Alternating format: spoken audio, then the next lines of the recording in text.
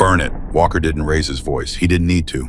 He picked up Specialist Claire Bennett's personnel file, her 5 years of service, her qualification scores, her documented kills, and he dropped it directly into the metal trash can beside his desk. Then he lit a match.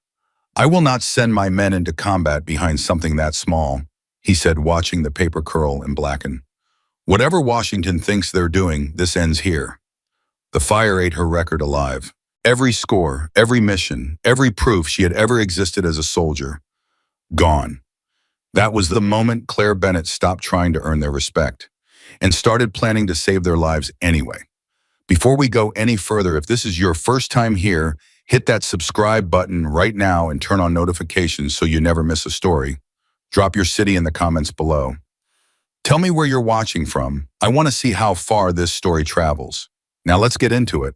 The transport helicopter touched down at exactly 0600 hours at the remote training compound outside of Tucson, Arizona, and the dust it kicked up swirled across the tarmac in thick brown curtains that smelled like heat and dry earth, and something ancient that the desert never quite let go of. Specialist Claire Bennett stepped off that helicopter with her Barrett M-Raid precision sniper rifle strapped across her back, her boots hitting the ground with a sound that nobody noticed because nobody was paying attention to her yet. She carried a standard-issue tactical pack. She wore the same uniform as every other soldier assigned to temporary duty with Naval Special Warfare Development Group, the unit the world knew as SEAL Team 6. She had the same patches, the same rank, the same exhausted look of someone who had just survived a 14-hour flight from a base that wasn't supposed to exist on any publicly available map. But none of that mattered to the men who saw her walk across that tarmac. What they saw was her size, 4 feet 9 inches, 27 years old. A woman who, in the words of Senior Chief Petty Officer Raymond Bull Kowalski, looked like she belonged behind a school desk rather than behind a trigger. Kowalski was the first one to say it out loud. "I was standing near the fuel depot with 3 other SEAL operators, Petty Officer First Class Derek Miller, Petty Officer Second Class Anthony Reyes, and Chief Petty Officer Marcus Webb. And when he saw Claire come off that helicopter, he stopped mid-sentence in whatever story he was telling and just stared. Then he elbowed Miller in the ribs. 'You seeing what I'm seeing?' Kowalski asked. Miller turned, looked, blinked. 'Is that our new Overwatch?' Miller said. 'Can't be. That's what the manifest says.' Kowalski shook his head slowly, the way a man does when he's genuinely baffled, when something in the world refuses to make sense. 'That little girl is supposed to be our sniper support.' Webb crossed his arms. He was the quietest of the 4, the most experienced, the one who had been in places that would rearrange a person's understanding of human suffering. He watched Claire walk across the tarmac and said nothing for a long moment. Then he said, 'She's going to get somebody killed.' Nobody disagreed. Claire walked past them without looking in their direction. She had heard every word. She had excellent hearing. Years of training on long-range acoustics as part of sniper qualification learning to read sound, at distance to filter, noise to isolate what mattered from what didn't, had given her ears that caught things most people missed. She could hear a muffled conversation through a wall. She could identify a whisper at 50 feet. She heard Kowalski. She heard Miller. She heard Webb. She kept walking. Because she had also learned something that most people don't figure out until it's too late. The moment you stop to argue with someone who doesn't believe in you, you've already started losing. The battlefield would answer their questions. Not her words, not her resume, not her record, which was sitting in a file folder on Lieutenant Walker's desk, with numbers that should have ended the conversation before it started. But first she had to survive the briefing room. Lieutenant Jason Walker was 38 years old, a decorated combat veteran with 4 deployments to the Middle East, 2 Silver Stars, and a reputation within naval special warfare as one of the most tactically aggressive commanders currently active. He was 6'2", built like something that was welded together rather than born, and he had a way of looking at people that made them feel like they were being X-rayed.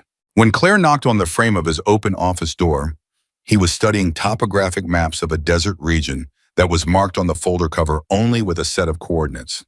He looked up. He looked at her for a long moment. Then he looked back down at the map. "Bennett," he said, not a question. "Yes, sir." "Shut the door." She shut it. "Sit down." She sat. Walker picked up a folder from the corner of his desk, opened it, and spent approximately 90 seconds reading through it without speaking. Claire sat straight in the chair, hands on her knees, and waited. She was good at waiting. Patience was one of the first things real sniper training burned into you, the ability to hold completely still, to make your body into something that the world forgot was there to exist in silence for as long as the mission required. Walker set the folder down. Your qualification scores, he said. Yes, sir. 840 meters, wind-adjusted first round hit. Sustained. That's your documented max effective range from Fort Benning. Yes, sir. And then there's this annotation here. He tapped a line near the bottom of the page. An unofficial range record from a training exercise in the Nevada desert. 1,400 meters, not in ideal conditions. It was dusty, Claire said. Some wind. Walker stared at her. 1,400 meters in bad conditions is not something that happens often, specialist. No, sir. It doesn't happen by accident. No, sir. Walker leaned back in his chair and studied her the way he studied maps, looking for terrain features, looking for weaknesses, looking for places where things could go wrong. You're going to have a problem on this team, he said finally. I've had problems before. Not like these men. I've worked with special operations before. Rangers, Walker said. One in bed with 1st SFODD during a low-intensity operation in the Horn of Africa. I read your jacket. That's not the same as this. With respect, sir, the distance between a target and a bullet doesn't change based on which unit I'm attached to. Walker didn't smile, but something shifted almost imperceptibly in his expression, something that wasn't quite acknowledgement, but was adjacent to it. The men aren't going to accept you easily, he said. I don't need to be accepted, Claire said. I need to be positioned correctly. Walker looked at her for a long moment. Then he closed the folder. Briefing at 1400, he said. Don't be late, Marna. The briefing room held 12 people, and the air inside it was the kind of thick that happens when a lot of large, physically confident men are in a small space together. Claire found a seat near the back. Kowalski sat down next to Miller 3 rows ahead of her, and she saw Kowalski lean over and say something that made Miller snort. She didn't need to hear it. She'd already heard enough. Walker came in at exactly 400, and the room went quiet, the way rooms go quiet when a certain kind of person enters them. Not out of fear exactly, but out of something that recognized authority, the way animals recognize a predator. All right, Walker said, pulling up the tactical display. Here's the situation. The display showed a satellite image of a remote stretch of desert terrain in southern New Mexico near the border, where the land became a maze of arroyos and volcanic rock formations and mountain ridges that looked on a topographical map like a tangled fist. High-value target, Walker said. Enemy commander operating a coordinated insurgent network out of a compound here. He tapped a point on the map. Intelligence has the target present at the compound for a 48-hour window starting tomorrow night. Our window for extraction is narrow. We go in, we take the target, we get out before sunrise. He outlined the approach, 2 vehicles to a staging point, 12 kilometers from the compound, then a 6-kilometer foot movement through a canyon system that cut through the mountain range and came out approximately 800 meters from the compound's south wall. Claire looked at the map. She looked at the canyon. She looked at the ridge lines above the canyon, and something cold settled in her stomach. She raised her hand. Walker's eyes found her in the back of the room. The other operators turned to look. Nobody said anything, but she could feel the weight of their skepticism pressing against her like a physical force. Bennett, sir, the canyon approach concerns me. It's the most direct route. It's also a natural choke point, Claire said. She stood up, moved to the display, and pointed at the ridgelines on either side of the canyon. These elevated positions here and here provide complete line of sight into the canyon floor for approximately 4 kilometers. If the target's security element has any forward reconnaissance, which they know that canyon is the most likely approach vector, they'll have observation posts on these ridges, possibly more. The room was quiet. Walker watched her. Furthermore, Claire continued, the intelligence report mentions a storm system moving through the region tomorrow night. Based on the current trajectory, that storm will make air support and communication unreliable during our extraction window. We've operated in adverse conditions before, Kowalski said from the 3rd row.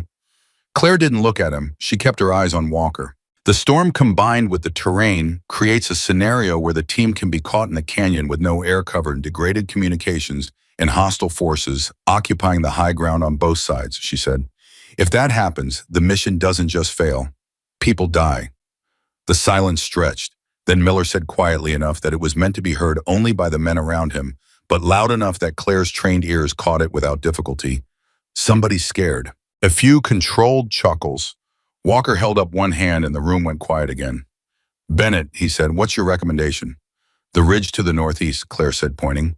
If I can position myself there before the team enters the canyon, I have line of sight to both the approach vector and the compound. I can provide overwatch that covers your movement and your extraction. Walker studied the map. That ridge is 900 meters above the canyon floor, he said.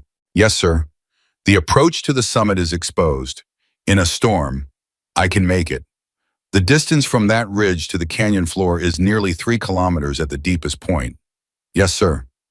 Walker turned away from the display and looked at her directly.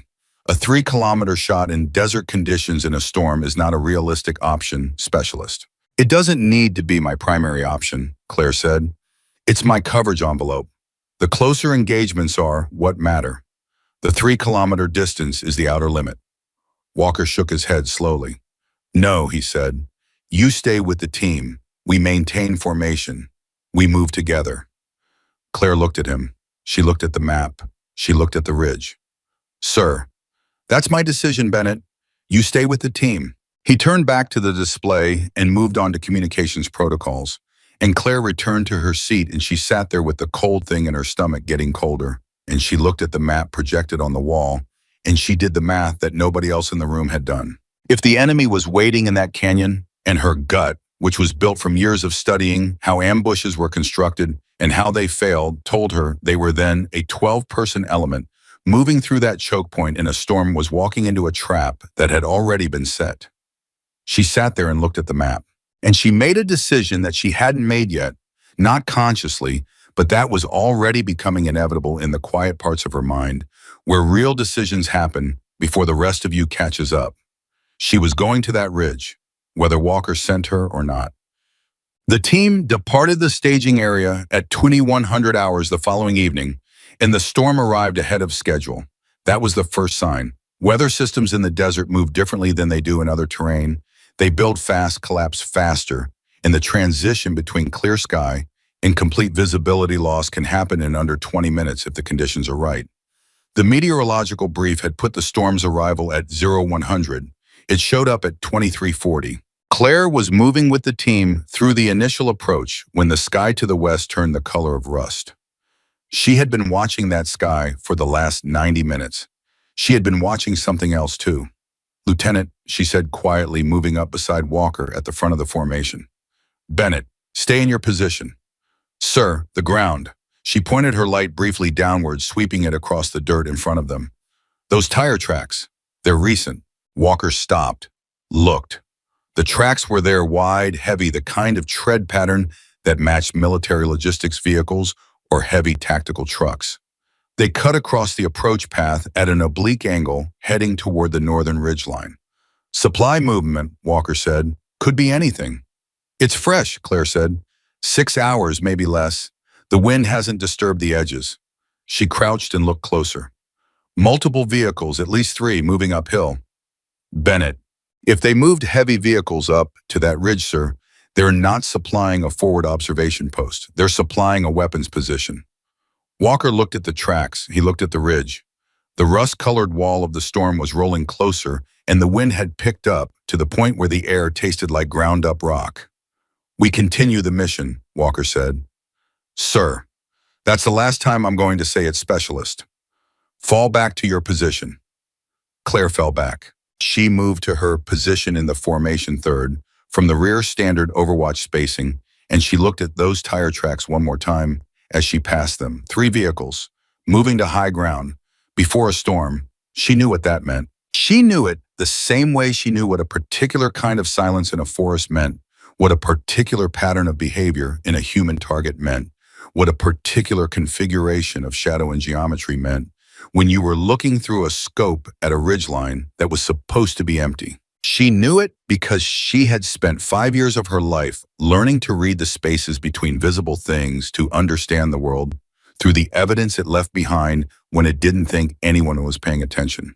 The enemy was up there, and the SEAL team was walking toward them. For the next 11 minutes, Claire walked in formation and said nothing and thought about every variable she could control and every variable she couldn't. She thought about Walker's face when he told her to fall back. She thought about Miller's voice when he said somebody's scared. She thought about the ridge to the northeast, the one she had pointed to in the briefing room, the one that looked on the map like the only position in this entire section of terrain from which a single shooter could cover the canyon, the approach, and the compound simultaneously. She thought about what would happen if she was wrong. She thought about what would happen if she was right. At 2358 hours with the storm wall 50 meters away and the world dissolving into orange noise, the formation rounded a bend in the canyon and Claire stopped walking. She stood there. The formation continued forward. Miller, passing her, glanced back. "Keep up, doll." She didn't move. She looked to the northeast. The ridge was invisible in the storm. It was a ghost. It was a guess. It was 3 kilometers of vertical rock and wind and darkness, in something that required a level of physical effort that she had never quite had to produce before from a standing start with a storm already closing around her. She looked at the formation moving away from her. She looked at the ridge. She turned northeast, and she started climbing. The climb took 4 hours and 40 minutes. There was no path. There had never been a path. The ridge was not a place where human beings were supposed to go, which was precisely why it was the only position that mattered. The rock cut through her gloves in the first 20 minutes. She felt the warmth of blood on her palms in the first 30. She shifted her grip, changed her technique, and kept moving. The rifle on her back, the Barrett MRAD, which weighed 14 pounds, unloaded and closer to 18 with the scope and suppressor configuration she was running, shifted with every movement, and she had to compensate, constantly adjusting her center of gravity, using her core in ways that most people would have found impossible to sustain. She was not most people. She had trained for exactly this. Not this specifically. Not this ridge, not this storm, not this collection of circumstances that had arranged themselves around her like a puzzle designed to see how much she could take before she quit. But she had trained for the principle of it, the idea that the shot you prepare for in ideal conditions is almost never the shot you actually have to take. That real work happens in the dark, in bad weather, in a body that has already given more than it had and is being asked to give more still. The wind hit 50 knots on the upper face of the ridge. She pressed against the rock and waited. She thought about Walker's voice. "No, Bennett. You stay with the team." She thought about Miller. "Somebody scared." She put her head down against the rock, and she breathed, and she waited for a lull in the gust. And when it came a 5-second window of slightly less brutal wind, she moved. 12 meters. Another gust. She pressed in, breathed, waited, moved. This is how the next 2 hours went. 12 meters, press, breathe, move. And somewhere in the middle of that, somewhere around the 2.5-hour mark, when her hands were past the point of sending clear pain signals and had moved into a kind of numb warmth that she knew from experience was either fine or very bad, she stopped thinking about Walker and Miller in the briefing room. She stopped thinking about the team. She stopped thinking about being seen or not seen, believed or not believed, respected or mocked. She thought only about the next 12 meters, and then the 12 after that, and when she finally pulled herself over the final lip of rock and lay flat on the summit of the northeast ridge, breathing in great ragged pulls, the storm was so complete around her that she couldn't see her own hand in front of her face. She lay there for exactly 3 minutes. Then she set up her rifle. The thermal scope cut it through the storm, the way a flashlight cuts through a dark room. Not perfectly, not completely, but enough. Heat signatures resolved out of the noise, the cool blue of rock and ground, and then the bright orange-white of living bodies. She counted them. 1, 2, 3, her breath caught. 5, she said 9. 9 hostile signatures arranged in a pattern she recognized immediately, a deployment pattern she had seen in training materials captured from enemy units in 3 different operational theaters. It was a mortar ambush configuration. The signatures were moving into final positions. The team in the canyon below had minutes, maybe less. She grabbed her radio. "Alpha Team, this is Overwatch. I have 9 hostile signatures, mortar ambush configuration, northeast ridgeline. You are walking into a kill zone. Break contact now. I say again, static, complete static. The storm had collapsed her radio frequencies into uselessness. She tried 4 different channels. Static, static, static, static. She looked through the scope. Through the thermal imaging, through 3 kilometers of storm-driven desert air, she could see the bright signature of the mortar team's senior operator lifting around toward the tube. She looked at the distance, 3,050 meters. She looked at the wind, 40 to 50 knots gusting variable direction. She looked at the elevation differential, 900 meters below her. She looked at the temperature, dropping, which meant the air was getting denser, which meant her bullet would slow more quickly than in warm conditions. She looked at the round in the scope, going into the tube. And she did the math, not with paper, not with a ballistic calculator, which she didn't have. In her head, the way she had trained to do it since the first day an instructor had looked at her across a 1,000-meter range and said, "The machine can fail. The machine will fail. You have to be the machine." She adjusted the elevation turret. She adjusted the windage. She set her natural point of aim. She regulated her breathing. She found the gap between heartbeats. She whispered something. The people who were there, which was nobody, because she was completely alone on a rock summit in a sandstorm at 3 kilometers from the nearest human being, would not have been able to hear it. But if they could have, they would have heard 2 words. Not today. She squeezed the trigger. The rifle pushed back against her shoulder. The bullet left the barrel at approximately 936 meters per second. It traveled through 3 kilometers of storm, and 4 seconds later, the mortar operator collapsed.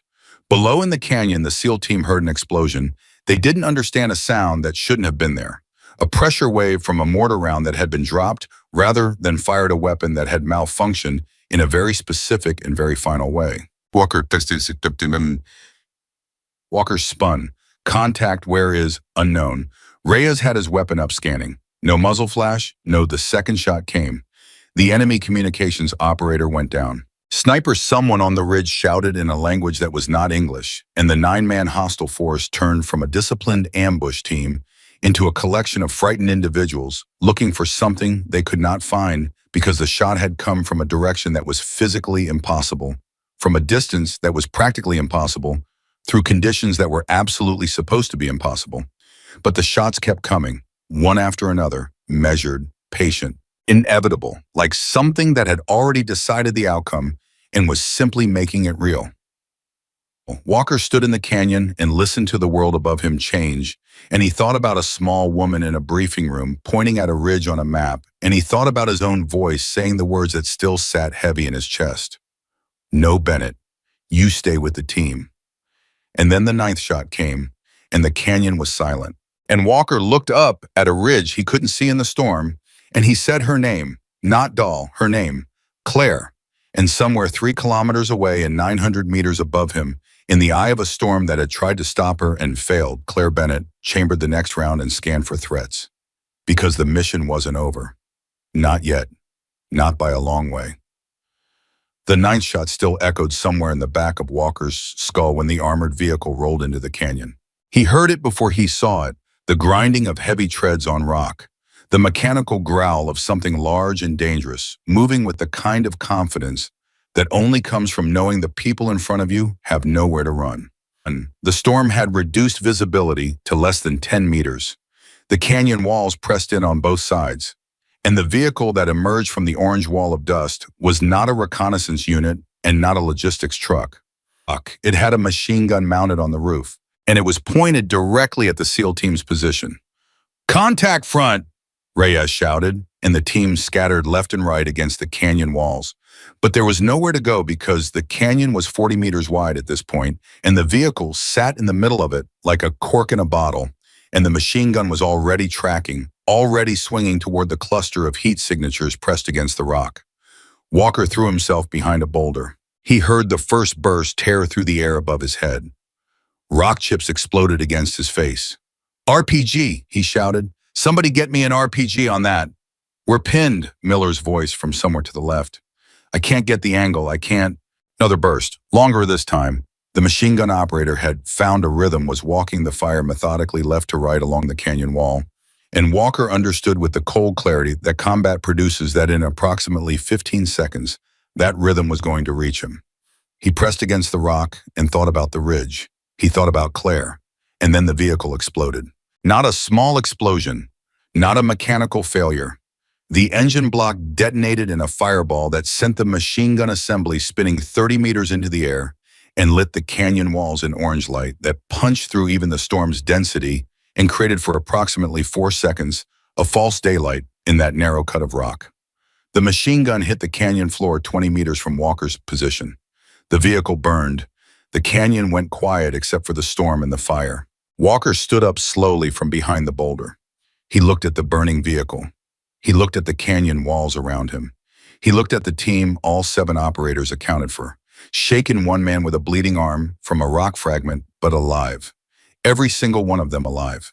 He looked up at the ridge. He couldn't see it. The storm had swallowed everything above 200 meters. But he knew she was up there. He knew it the way you know, things that have already happened before, your brain has finished processing them in the bones in the gut, in the part of you that runs calculations faster than conscious thought. Bennett, he said quietly. Nobody heard him over the wind. He said it again anyway. Then his radio crackled the first transmission that had broken through the storm interference in over 2 hours, and the voice that came through was barely recognizable through the static, thin and distant, and coming from a direction that shouldn't have been possible. Alpha Team, this is Overwatch. Storm is shifting northwest. You have a 12-minute window for extraction.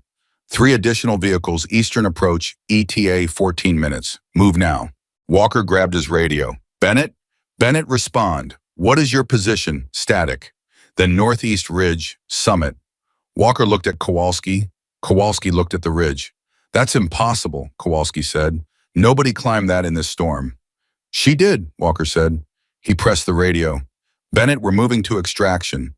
Can you hold your position? A pause that lasted long enough to mean something. Then I have a problem, sir. Walker's stomach dropped. Define problem. Another pause. I've been made. The radio went dead. The storm swallowed her signal, and 3 additional hostile vehicles were 14 minutes away. Walker stood in a burning canyon with 7 men who were alive because of a woman they had mocked, a woman who was now alone on a mountain summit that nobody was supposed to be able to reach, with hostile fighters climbing toward her and a storm cutting off every line of communication. He looked at his team. He looked at the extraction coordinates. He looked at the ridge, and he made the decision that would define him for the rest of his life. We're going up, he said. Kowalski stared at him. Sir, the extraction window. I heard the window. If we miss it, those 3 vehicles cut off the only road out of this canyon. We'll be trapped. Then we better move fast, Walker said. Miller, Webb on me. Reyes, take the rest of the team and start toward extraction. You reach the helicopter, you tell them to hold. You tell them we have a man on the ridge. A man, Miller repeated. Walker looked at him. A soldier. Walker corrected himself. Tell them we have a soldier on the ridge, and we don't leave without her. Miller held his gaze for a moment. Something moved in his face, something complicated, something that had to do with the 9 shots they had all just listened to, and the burning vehicle, and the fact that every one of them was breathing air. They shouldn't have been breathing anymore. Yes, sir, Miller said. And they started climbing. It was Aero 147 hours. The storm was not getting weaker. And somewhere above them, Claire Bennett was fighting a battle that nobody knew about yet. 8:01:22 hours, 35 minutes earlier, the first hostile fighter had appeared at the eastern face of the summit. Claire heard him before she saw him. The scrape of boot on rock, the displaced pebble that skittered down the face and pinged off the ledge below her position. She had already broken down the Barrett and secured it to her pack. At summit range within 50 meters, the precision rifle was not the tool she needed. She drew her sidearm. She moved to the eastern lip of the summit. The fighter was good. She would acknowledge that. He moved with the kind of controlled patience that separated trained soldiers from amateurs, and he had chosen a line up the eastern face that took advantage of every shadow and every fold in the rock. In clear weather with good visibility, she might have missed him until he was 20 meters away. But she had set her thermal monocular on a small rock outcropping to her right, scanning a 60-degree arc across the eastern approach. She saw his heat signature at 90 meters, then another, then a third. 3 fighters, eastern approach. moving in a standard three-point climbing formation, one advancing, two covering rotating positions to maintain continuous coverage. It was a technique designed to make a defensive position untenable, because as soon as you engaged one, the other two had your muzzle flash. Claire watched them for 45 seconds without moving. She counted their rotation intervals. She measured the gap between position changes. She identified the lead climber. Then she opened the pack she had prepared before the main shooting engagement, the pack that Walker had never seen, that nobody on the team had inventoried, because nobody had taken her preparations seriously enough to look at what she actually brought to this mountain. 3 M67 fragmentation grenades, 1 M18 smoke, 40 meters of 550 cord, and a detonator assembly that she had rigged before she ever took the first shot. Because she had known. From the moment she made the first shot and felt the rifle kick against her shoulder, she had known that the muzzle blast would generate a thermal signature that the enemy's optical equipment would detect within minutes. She had known that fighters would be dispatched to the summit.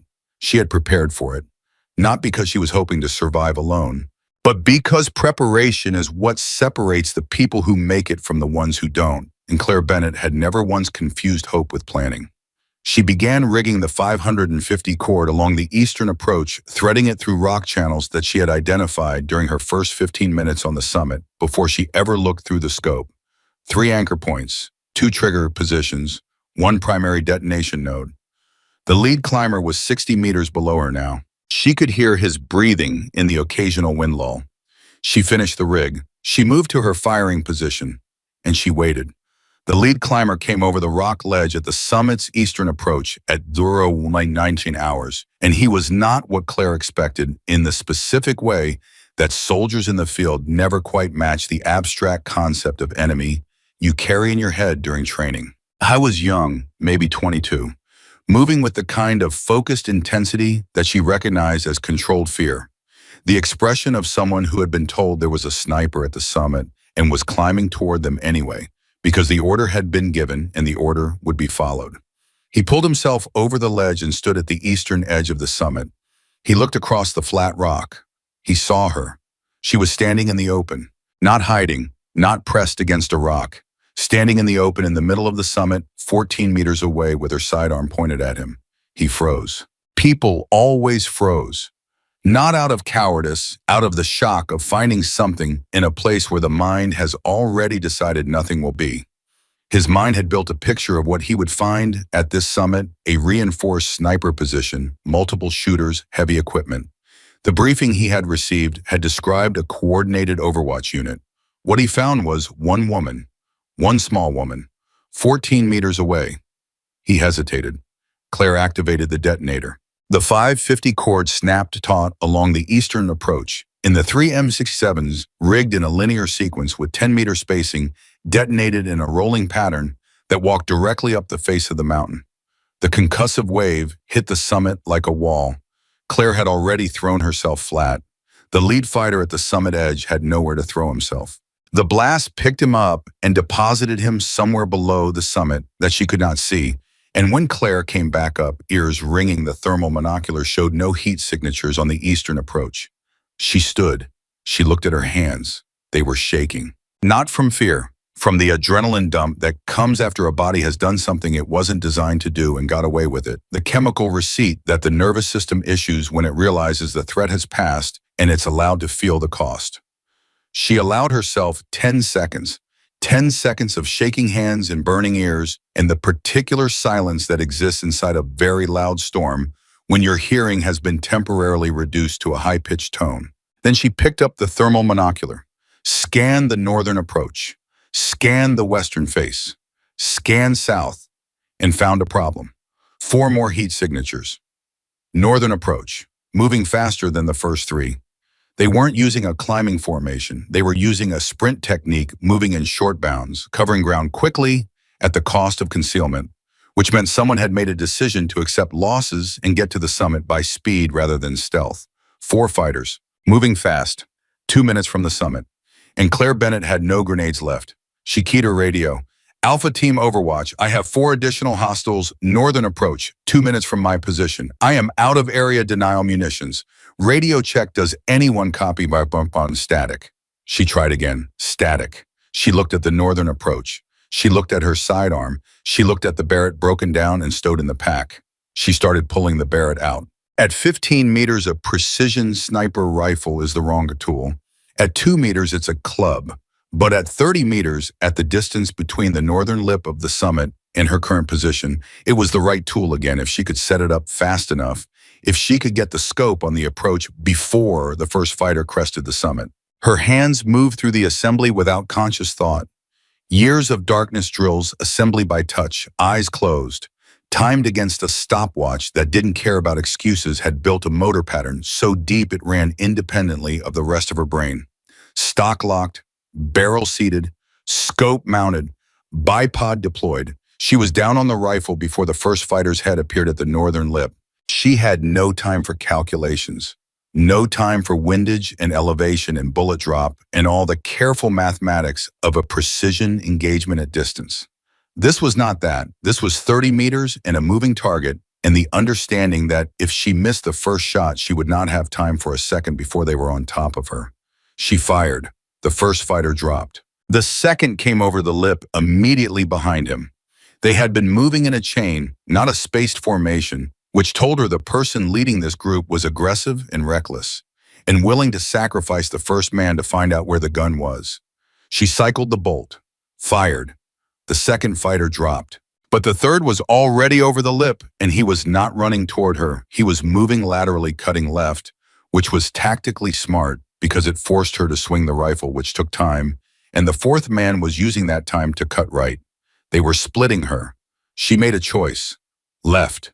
She swung left, found the third fighter at 20 meters, fired, and felt the rifle ripped from her hands. The fourth fighter had reached her from the right in the time it took to swing left and fire. He hit the rifle barrel with a downward strike, the kind of disarming technique that works against a bipod-mounted long gun, when you approach from the dead angle and the Barrett spun away across the rock. And then he was on her. He was larger than her by a factor that would have looked absurd if anyone had been watching 6 feet, well over 200 pounds momentum, from a running approach across the summit, all of it aimed at a woman who was 4 feet 9 and already on the ground. He expected it to be fast. It was not fast. Claire was not a sniper who had learned basic combatives because the Army made her. Claire was a woman who had spent 27 years being the smallest person in every room she had ever entered, and who had learned at 16 years old in a gym in rural Kentucky from a retired Marine who weighed 140 pounds and could take apart people 3 times his size. That size is leverage, and leverage is geometry, and geometry does not care how tall you are. She let him reach her. She used his momentum. She put him on the ground. And then she was on top of him, and the fight lasted 11 more seconds, and at the end of those 11 seconds, she stood up and the fourth fighter did not. She stood there on the summit of the northeast ridge. 4 enemy fighters down, Barrett somewhere to her right, hopefully undamaged, radio still dead, hands still shaking more than before now, the adrenaline doubled and then doubled again, the body's accounting system running far behind the actual events. She found the Barrett. She checked it. The scope had cracked where it hit the rock. She was effectively blind beyond 300 meters. She sat down, not because she wanted to, because her legs made the decision without consulting her, and she found herself sitting on the summit of this impossible mountain, in the middle of a storm that had tried to kill her 4 different ways in the last 6 hours, and she was bleeding from both hands and her left ear, and possibly somewhere on her back that she couldn't see, and the radio was dead, and the team was somewhere below her, and she did not know if they were alive.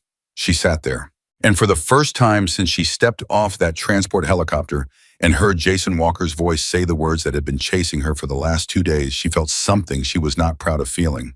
She felt like maybe they had been right. Not right about her shooting, not right about her capability, but right about the fundamental premise that she was here alone, injured on a mountain nobody could reach, with no communication and a broken scope, and the knowledge that 3 enemy vehicles were on their way up the canyon, and Walker and his team were somewhere between her and extraction, and she had no way to know if they were safe or if the information she had given them, 12 minutes Eastern approach, move now, had been enough. She had done everything she could do. She had hit 9 targets from 3 kilometers in a sandstorm with a cracked scope and a broken radio in hands that didn't want to stop shaking. She had bought them time, but she did not know if the time had been enough. And that not knowing was a different kind of weight than anything the mountain had put on her. She sat with it. She looked at the dead radio. She looked at the storm. She looked at her hands. Then she heard something. Below, north face, not the sound of fighters climbing. Something else. Voices. American voices. She moved to the northern lip and looked down. Through the storm, 70 meters below, 3 heat signatures were moving up the face. Moving fast. Moving with purpose. She looked at the thermal monocular. She looked at the movement patterns. Military, American movement discipline. Fire and move bounding techniques taught at exactly one school in the United States, the school that produced the most elite tactical operators in the world. She pressed her radio one more time. Alpha team, this is Overwatch. Northern face, identify. A burst of static, then through the static, a voice that was not Walker's. Miller's voice. Derek Miller. The man who had said somebody's scared in a briefing room 2 days ago in a tone that made the word sound like something you scraped off your boot. Overwatch, this is Alpha. We see you. Hold your position. We're coming up. Claire sat back from the ledge. She pressed her back against the rock. She looked at the sky, or where the sky would have been if the storm had left any sky behind. She breathed. In, out, in, out. Copy, she said, and she waited. It took Walker and Miller and Webb another 40 minutes to reach the summit. The northern face was brutal, loose rock limited, handholds the storm pressing against them, with the sustained malice of something that had been irritated long enough to make it personal. Webb went down twice on the lower section, caught himself both times, kept moving. Miller's gloves were shredded by the time he reached the upper third. Walker didn't stop. He said nothing that they could hear over the wind. He just moved. When Walker pulled himself over the summit lip and stood up and saw her sitting against the rock, hands wrapped in torn strips of her uniform, buried across her knees, 4 hostile fighters down in various positions around the summit. He stood there for a long moment. He looked at the summit. He looked at her. He looked at the fighters. He looked at the cracked scope on the Barrett. He looked at her hands. He said nothing for what felt like a very long time. Then Miller came over the lip and stood beside him. Miller looked at the same things Walker was looking at. The summit, the fighters, the cracked scope, the hands. And Miller, who had said somebody's scared, who had called her doll every day for 2 days with a tone like a door being shut. Miller sat down on the rock next to Claire Bennett without asking permission and looked at her hands and said nothing for a moment. Then he said, "Let me see those." Claire looked at him. "Your hands," Miller said. "Let me see them." She held them out. He pulled a trauma kit from his vest and started working without speaking. Cleaning the cuts, dressing the deepest ones, moving with the focused efficiency of someone who had done this many times, who had learned to treat wounds in bad conditions and not comment on how bad the wounds were. Walker crouched in front of Claire. She looked at him. He looked at her. 9, he said. 9, she confirmed. From 3 kilometers. 3,050 meters, adjusted for elevation and wind. Walker was quiet for a moment. "The vehicle," he said. "Moving target. I waited for the engine bay to come into my sight line. In a 50-knot crosswind. 47, she said. It had dropped slightly by the time I took that shot." Walker looked at her for a long moment with the expression of a man who is processing something that doesn't fit inside the categories he has spent his life building. Then he said, "I left you up here. You ordered me to stay with the team," Claire said. "I didn't stay." "I know you didn't." He paused. "If you had, don't," she said. He stopped. "Don't do the math on that," she said. "It doesn't help anything." Walker looked at his hands. Then he looked back up at her. "I owe you an apology," he said, "for more than tonight." "You owe me an extraction," Claire said. "We can do the rest later." Something moved in Walker's face that was not quite a smile, but was in the neighborhood of one. 3 vehicles, Eastern Canyon approach, he said. "Reyes has the team at the helicopter. We have approximately 9 minutes. Then we should move." "Yes," Walker said, "we should." He stood. He reached down and offered his hand. Claire looked at his hand. She thought about the file burning in the trash can. She thought about the laughter in the briefing room. She thought about the photograph on the floor. She took his hand. He pulled her to her feet. Miller stood as well, and without saying anything, he took the Barrett from her. The rifle that weighed 18 pounds that she had carried up this mountain alone in a sandstorm, that she had used to do something that neither of them would fully process for days, and he shouldered it alongside his own weapon. "I got it," he said. Claire looked at him. I got it, he said again. She let him carry it. And then the three of them, Miller and Webb, moving ahead. Walker at her side began the descent. The storm had not weakened. The mountain had not gotten smaller. The 9 minutes were already becoming 8. But they moved, because that was all there was to do. And somewhere below them, 3 enemy vehicles were moving through a canyon that was littered with the evidence of what one small soldier had done from an impossible distance in an impossible storm. And the helicopter was waiting, and the people inside it were alive. The descent was nothing like the climb. Going up, Claire had been alone, and alone meant she could set her own pace, make her own decisions, stop when she needed to stop, and move when the wind allowed it. Going down with 3 men who were not injured and not exhausted and not running on the last reserves of something that had stopped being adrenaline 2 hours ago and was now just pure stubbornness. That was a different kind of hard. Walker stayed at her left shoulder the entire way down. He didn't offer his hand again. He didn't hover. He simply positioned himself where if she slipped, he would be the thing between her and the rock face below, and he stayed there without making a production of it, without saying anything about it, as if it were simply the most logical place for him to be. She noticed. She didn't say anything either. The wind was still hitting 40 knots on the upper face, and the rock was slick in the places where the storm had driven moisture into the crevices, and Miller was ahead of them, carrying the Barrett across his back alongside his own weapon. And every time Claire's boot found uncertain ground, Walker's hand came out, not grabbing just present available, and then withdrew when she had her footing. It happened 4 times on the upper section. The 5th time, her left boot slipped on a wet ledge and she went sideways, and Walker caught her by the arm with a grip that was immediate and solid and entirely without drama, and held her until she found the next hold. I'm fine, she said. I know, he said. He released her arm. They kept moving.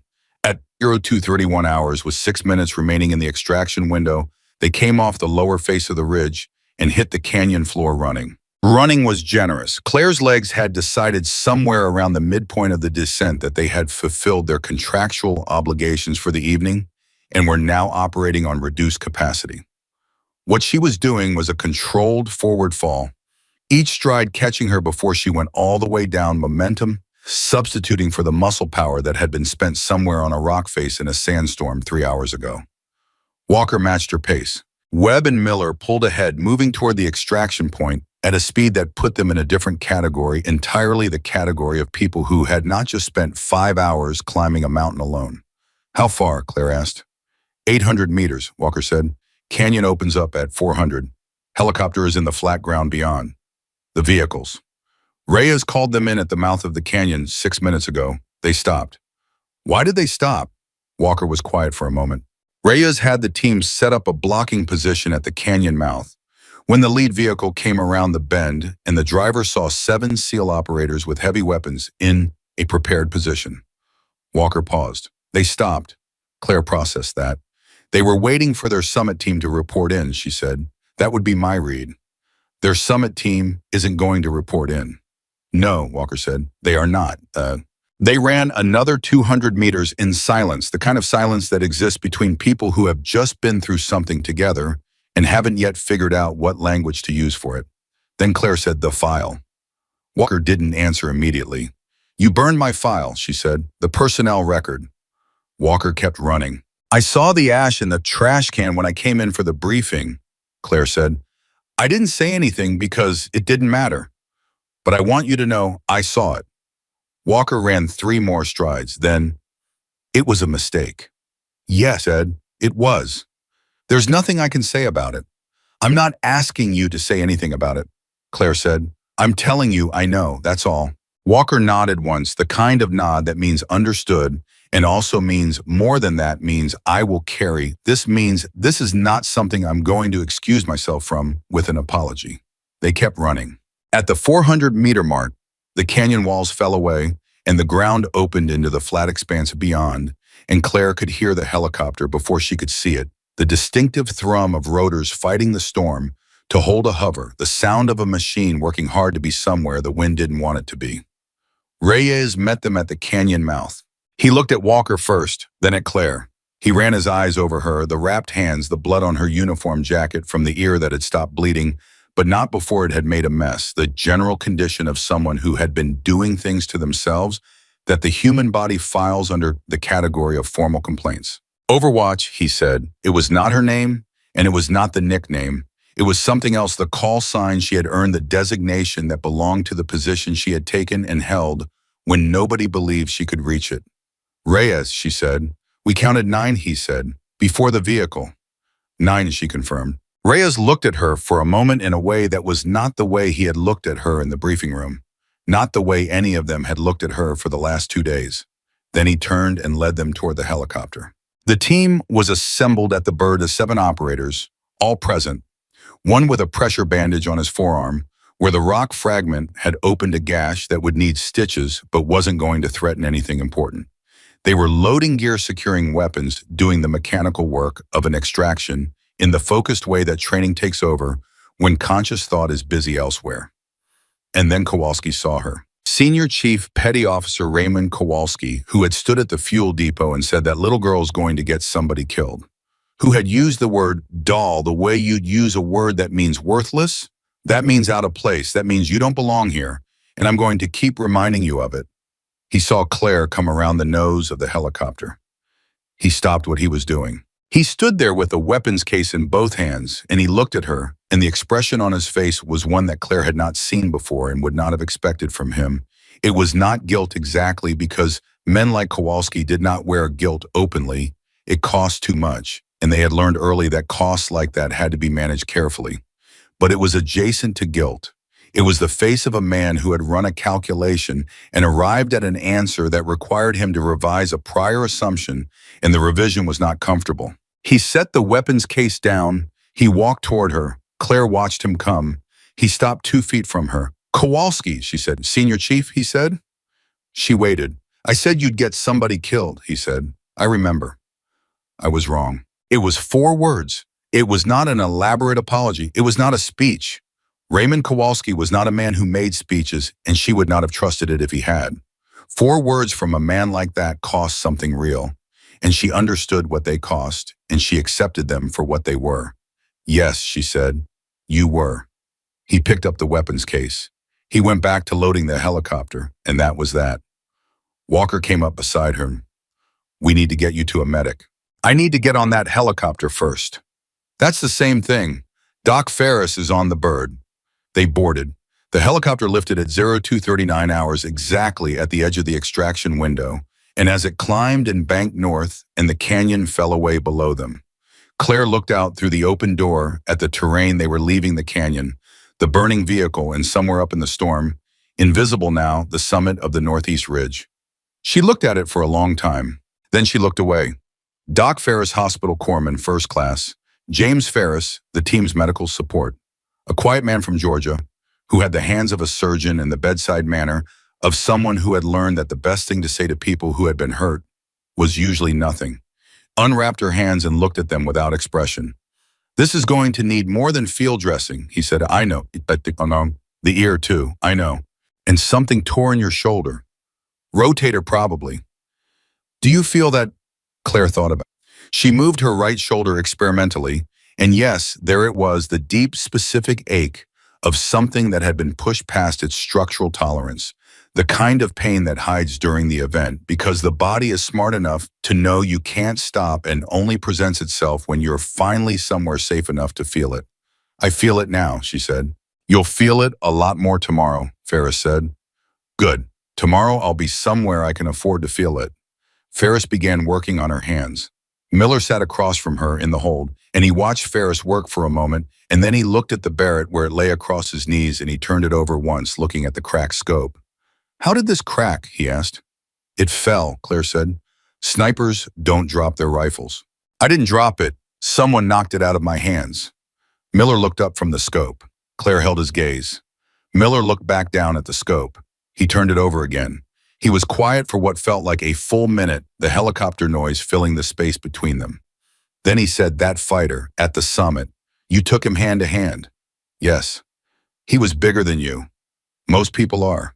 How? Leverage, Claire said, physics, and a retired Marine in Kentucky who spent 2 years teaching me that if you know where the force is going, you don't have to match it. You just redirect it. Miller looked at her. He had the expression of someone who was adding a piece to a picture that had been assembled wrong and was only now starting to show the correct image. How long have you been doing this? He asked. Shooting. All of it. The shooting, the climbing, He stopped. Started again. How long have you been doing all of this and listening to people tell you that you can't? The question landed differently than she expected. It wasn't combative. It wasn't rhetorical.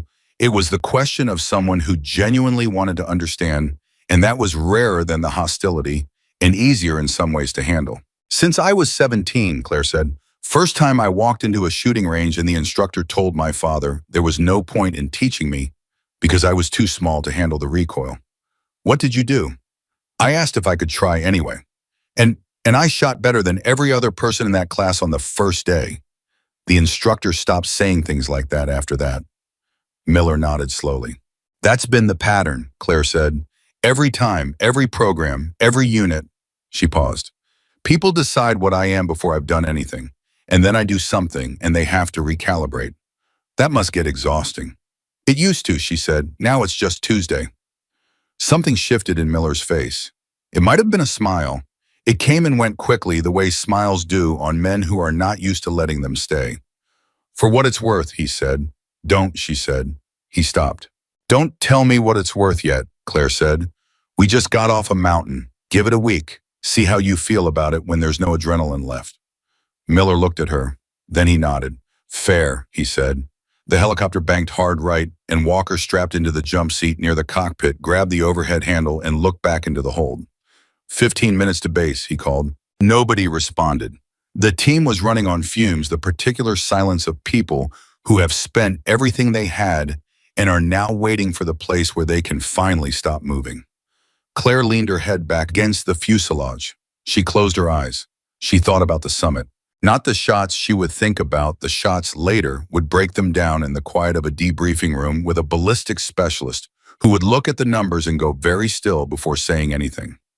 She thought about the moment before the shots, the moment when she had lain flat on the summit and looked through the thermal scope and seen the 9 signatures moving into position and understood with complete clarity that she was the only thing standing between those signatures and 7 American operators who were going to die in a canyon because one man had refused to believe that the terrain analysis of someone who was 4 feet 9 inches tall was worth taking seriously. She thought about what that had felt like, not heroic, not cinematic, not the way those things look in the version people tell afterward when the outcome is known and the story has a shape. It had felt like math, like a problem with a solution, and the solution required her to do something very difficult.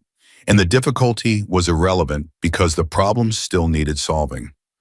That was all. That was the entirety of it. She opened her eyes. Ferris had finished with her hands and was working on her ear. His movements precise and economical.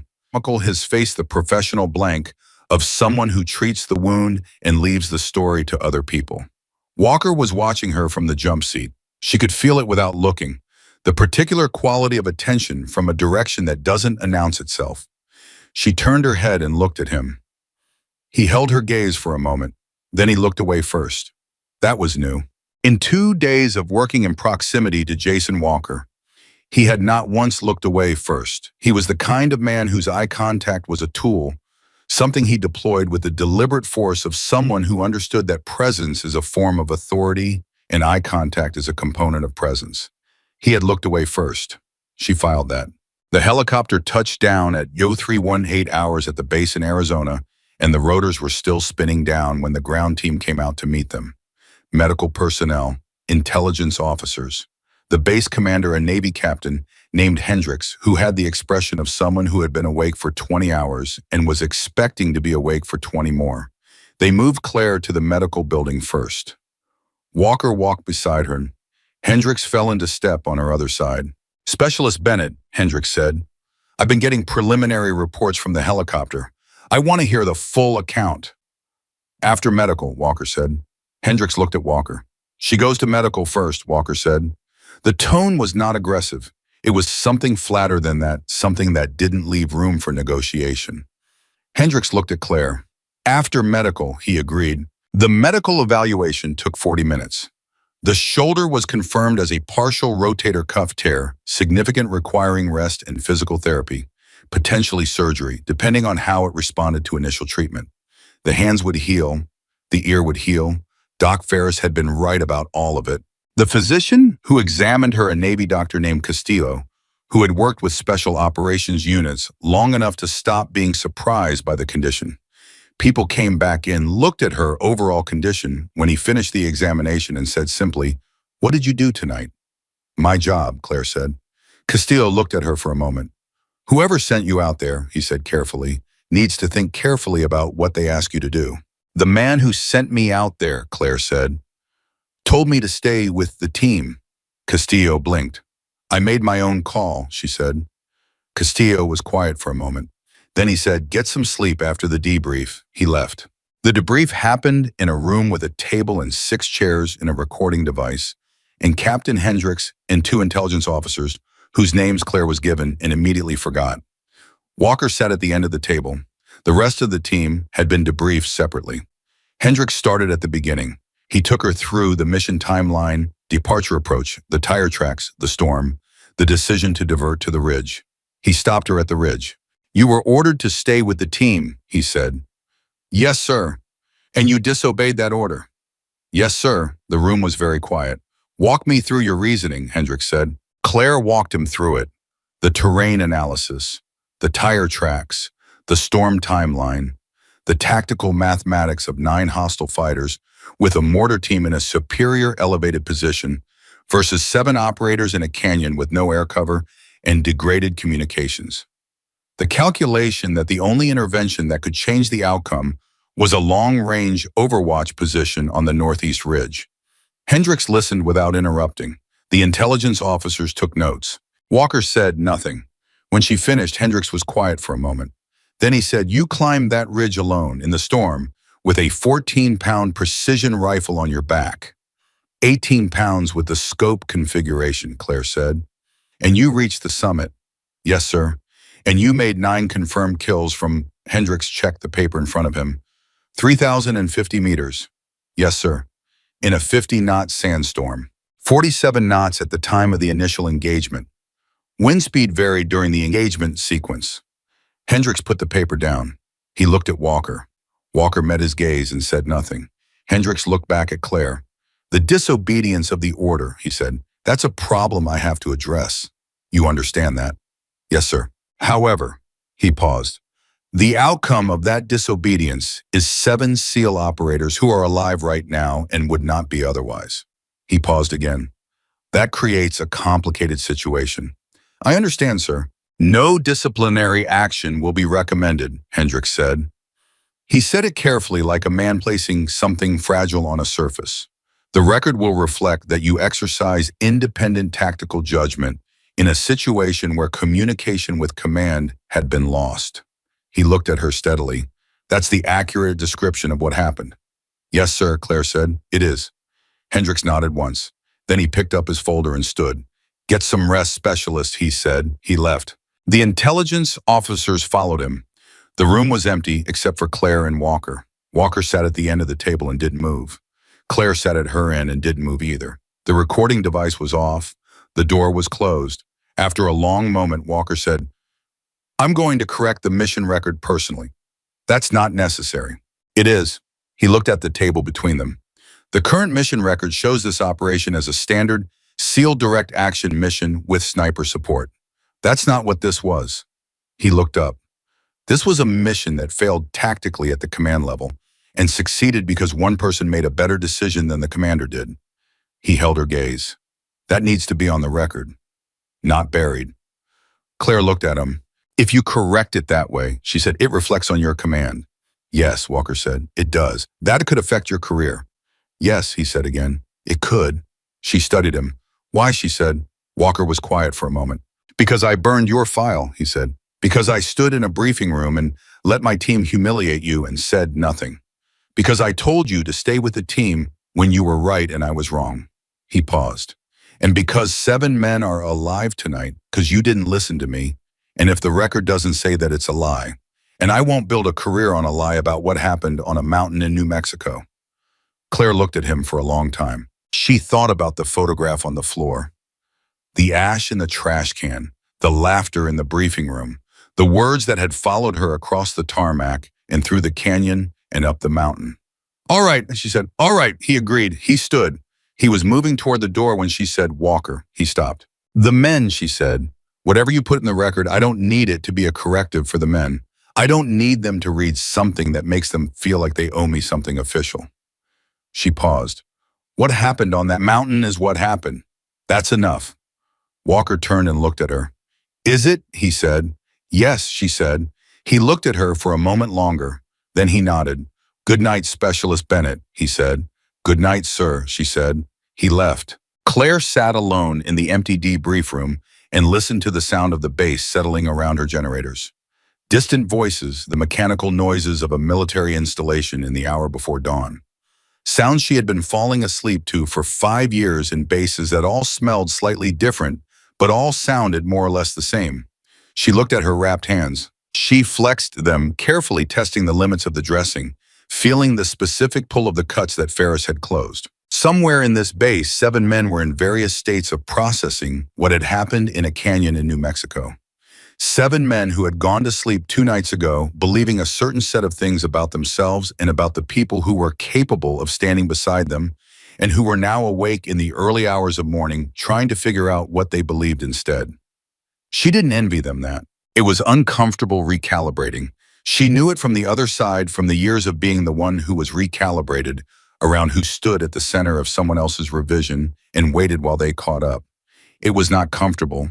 It required something of people that not everyone was capable of giving. She would wait and see which of them could give it. That was tomorrow's problem. Tonight she had done what she came to do, 9 targets, 3,050 meters.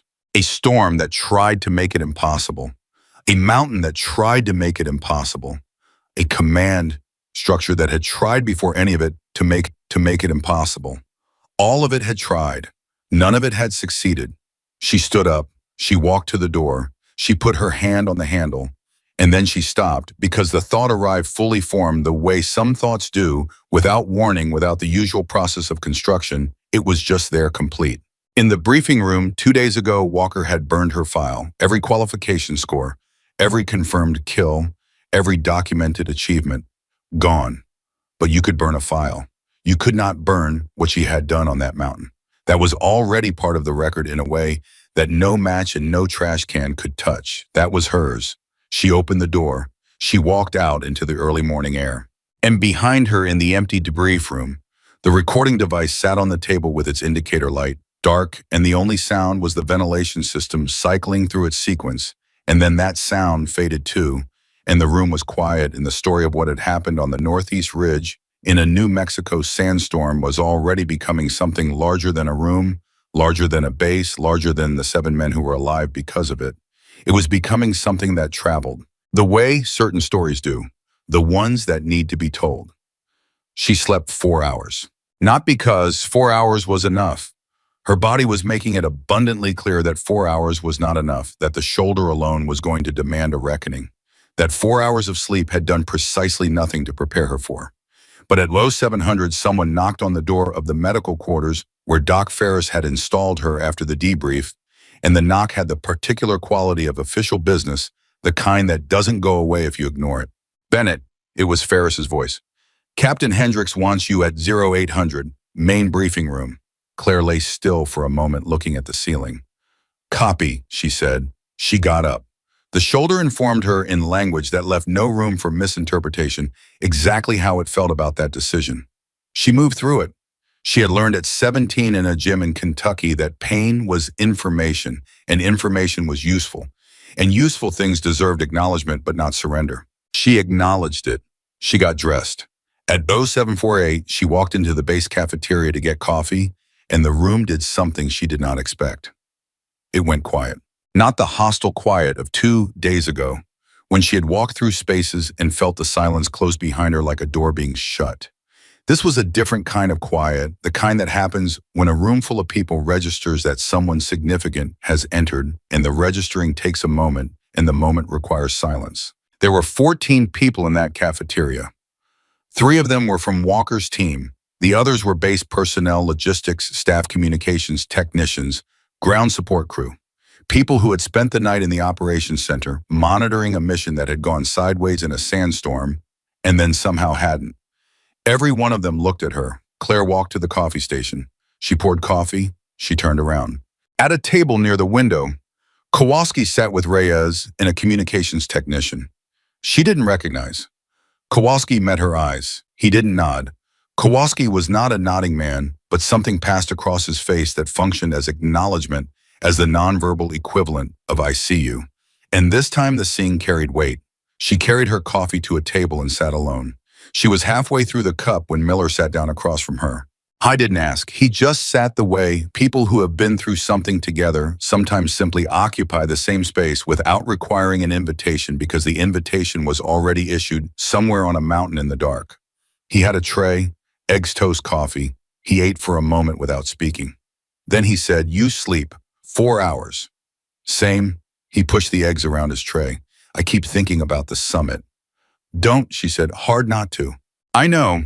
But the math on what almost happened is a hole you can fall into and not come back out of. It's not useful." Miller looked at her. "How do you do that?" "Do what?" "Shut it off, the what ifs." He set his fork down. "I've been in combat for 11 years. I've lost people.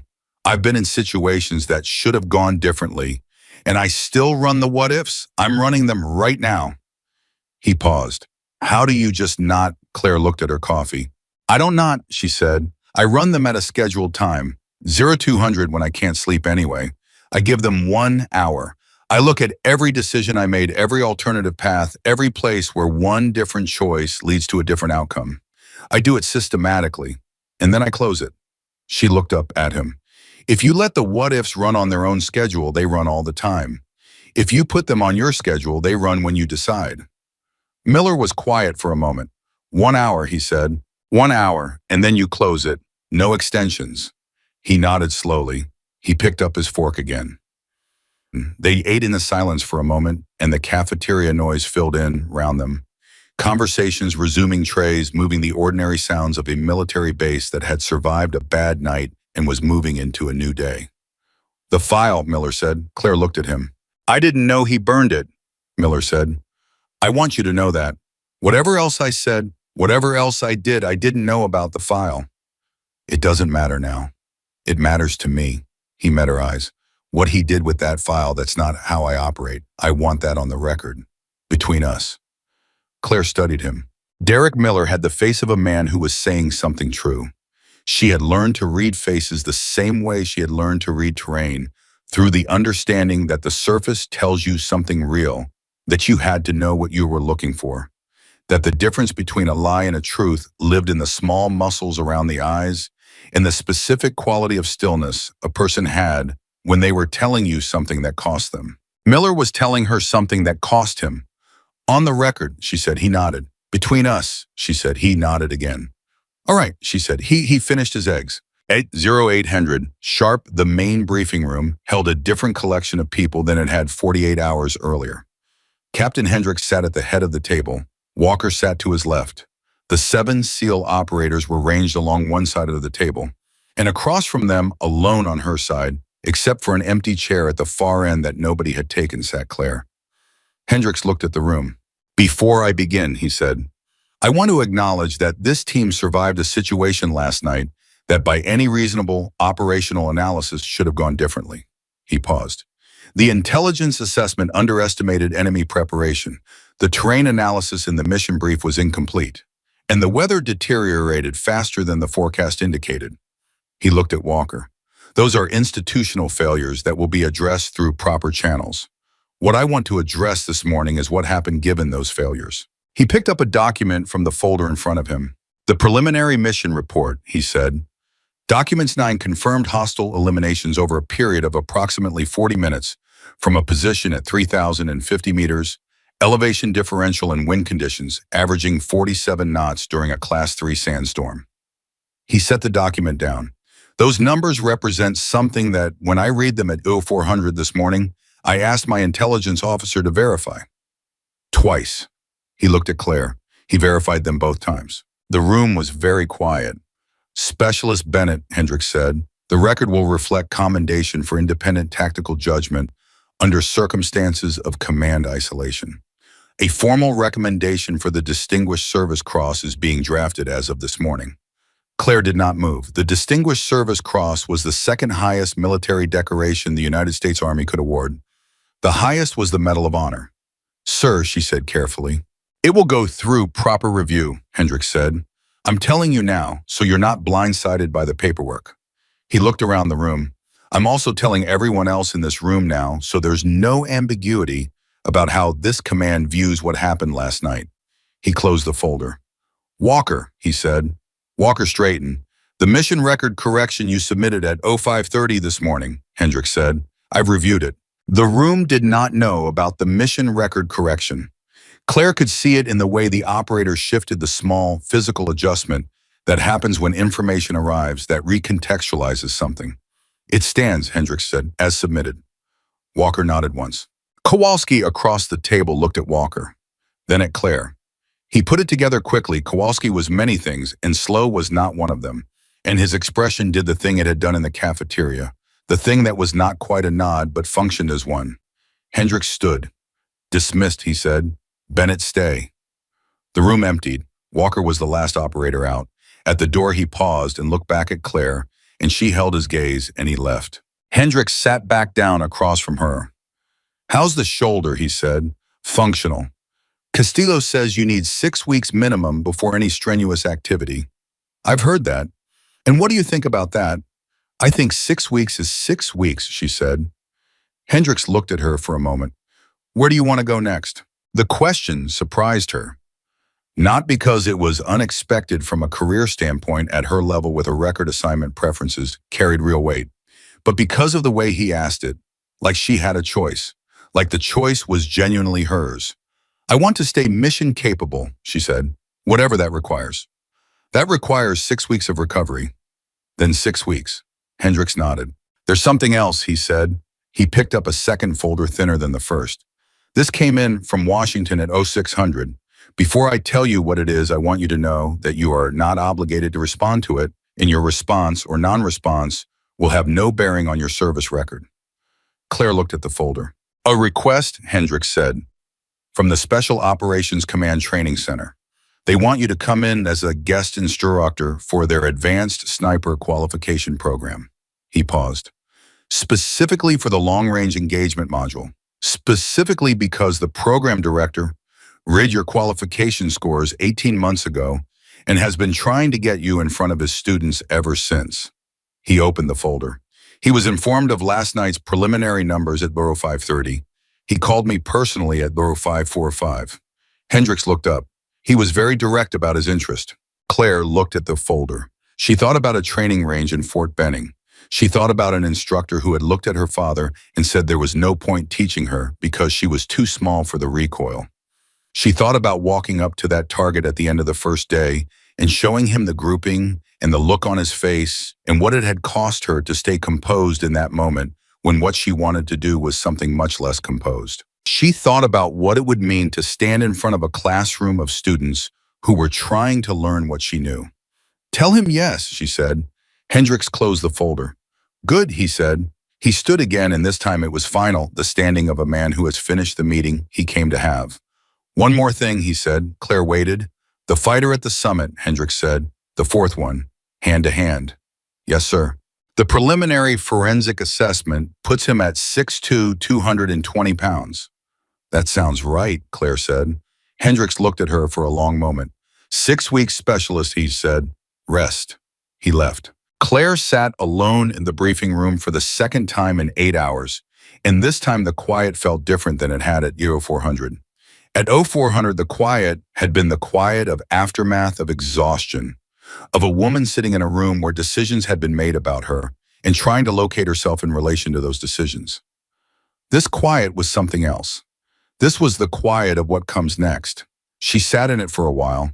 Then she got up and went to find Walker. She found him at the operations center standing over a tactical display with Webb and one of the intelligence officers working through the post-mission analysis with the focused efficiency of someone who processes events by dissecting them by finding the mechanism inside every outcome and understanding how it moved. He saw her come in. He said something to Webb that dismissed him without appearing to the kind of redirection that experienced commanders do without thinking. Webb and the intelligence officer moved to another section of the room. Walker turned to face her. "The record correction," she said. "It's done, but I know, Hendricks told me." She paused. "I told you it wasn't necessary." "And I told you it was," Walker said. "We're going to keep disagreeing about that. I'm not here to argue about it." "Then why are you here?" Claire looked at him. She had thought about this during the walk from the briefing room to the operations center.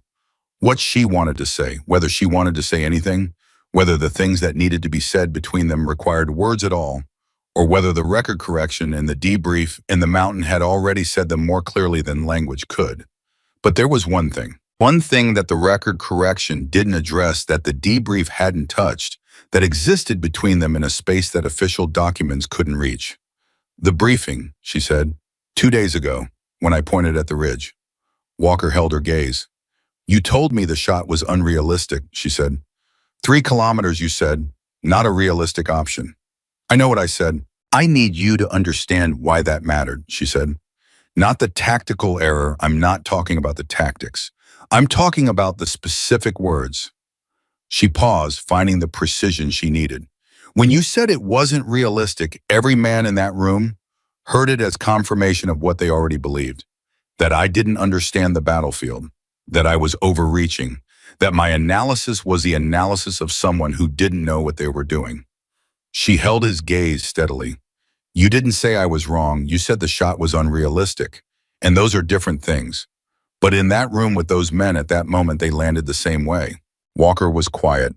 "I'm not asking you to apologize for the tactical call," Claire said. "You made a judgment with the information you had. I understand that.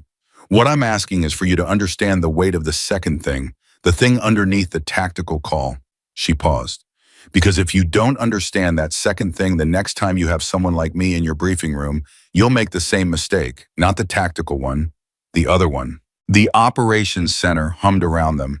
Systems running, data processing, the low-level mechanical conversation of a facility that never fully slept. Walker stood very still. I was the kind of man who had physical stillness as a default, who had learned to make his body into something that didn't betray his thinking while his thinking ran at speed. But this was a different kind of stillness. This was the stillness of someone who has been handed something heavy and is deciding whether they have the strength to hold it properly. "I hear you," he said. "Do you?" "Yes." He paused. "I am telling you I hear it. I'm not telling you I've fully processed it, because I haven't. But I hear it." Claire nodded. "That's enough for now," she said. She turned to leave. "Bennett," she stopped. "The instructor position," Walker said. "Hendricks told you this morning." She turned back. "How do you know about that?" "The program director called me too," Walker said. "At 0600, he wanted a commander's assessment to go alongside the request." He paused. "I told him you were the best long-range shooter I had ever seen operate in live conditions. I told him that the students in his program would be learning from someone who had just done something that most of the people in the sniper community are going to be talking about for the next 20 years. And held her gaze. "I told him yes, before I knew what Hendricks was going to tell you, before you had agreed." Claire looked at him. "You told him yes," she said. "I told him yes," Walker confirmed. She studied his face, the specific quality of a man who had done something that he knew was right without knowing it, if it would be received as overreach, who had put his assessment behind her without asking her permission, and was now waiting to find out if she would call that an imposition or a gesture. "Good," she said. Something in Walker's posture shifted, barely perceptible, the kind of release that happens in the body when a question that has been held in tension finds its answer. "Good," he said. She left. The next 3 days at the base had a quality that Claire had experienced only a handful of times in her career. The particular atmosphere of an environment that is recalibrating, that has taken in new information, and is slowly, sometimes awkwardly, sometimes gracefully, reorganizing itself around that information. It happened in small things. On the first morning she went to the range for a light assessment session, Ferris had cleared her for reduced intensity range work, shoulder, immobilized left hand only close targets. Nothing that would stress the rotator further. When she arrived, the range was occupied by Reyes and two other operators running drills. Reyes saw her. He stopped his drill. He moved his lane marker 3 positions to the right. Without being asked, without making a thing of it, just moved over, creating space the way you make space for someone who has earned the right to it. Range is yours, he said. It was 4 words. It was everything. On the second day, Kowalski appeared at the medical quarters at 1400 with a problem. He knocked. She opened the door. He stood there with the look of a man who has come to ask for something and is annoyed at himself for needing to ask. Bennett, he said, senior chief. I have a shooter on my team, he said. Junior guy, Rodriguez. He's been struggling with wind correction at distance. I've worked him through the standard curriculum twice. He paused. I was wondering if you had thoughts. Claire looked at him. Kowalski met her eyes and did not look away. Come in, she said. He came in. They spent 2 hours at the table in the medical quarters with a ballistics manual and a tablet and a set of range cards from Rodriguez's last 3 qualification attempts and Kowalski's senior chief petty officer Raymond Kowalski, who had stood at a fuel depot and said that little girl's going to get somebody killed, sat across from a woman who was 4 feet 9 inches tall and took notes.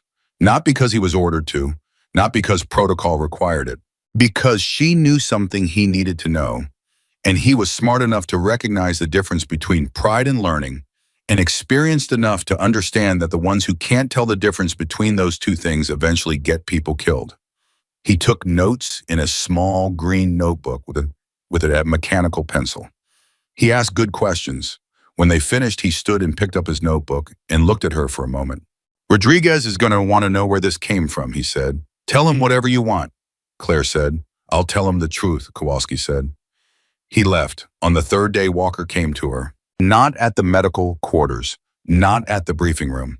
He found her at the outdoor observation deck behind the operations building, where she had taken to sitting in the late afternoon with coffee, watching the desert light change through the hours when the base quieted and the air cooled and the sky did things with color that she had no good words for.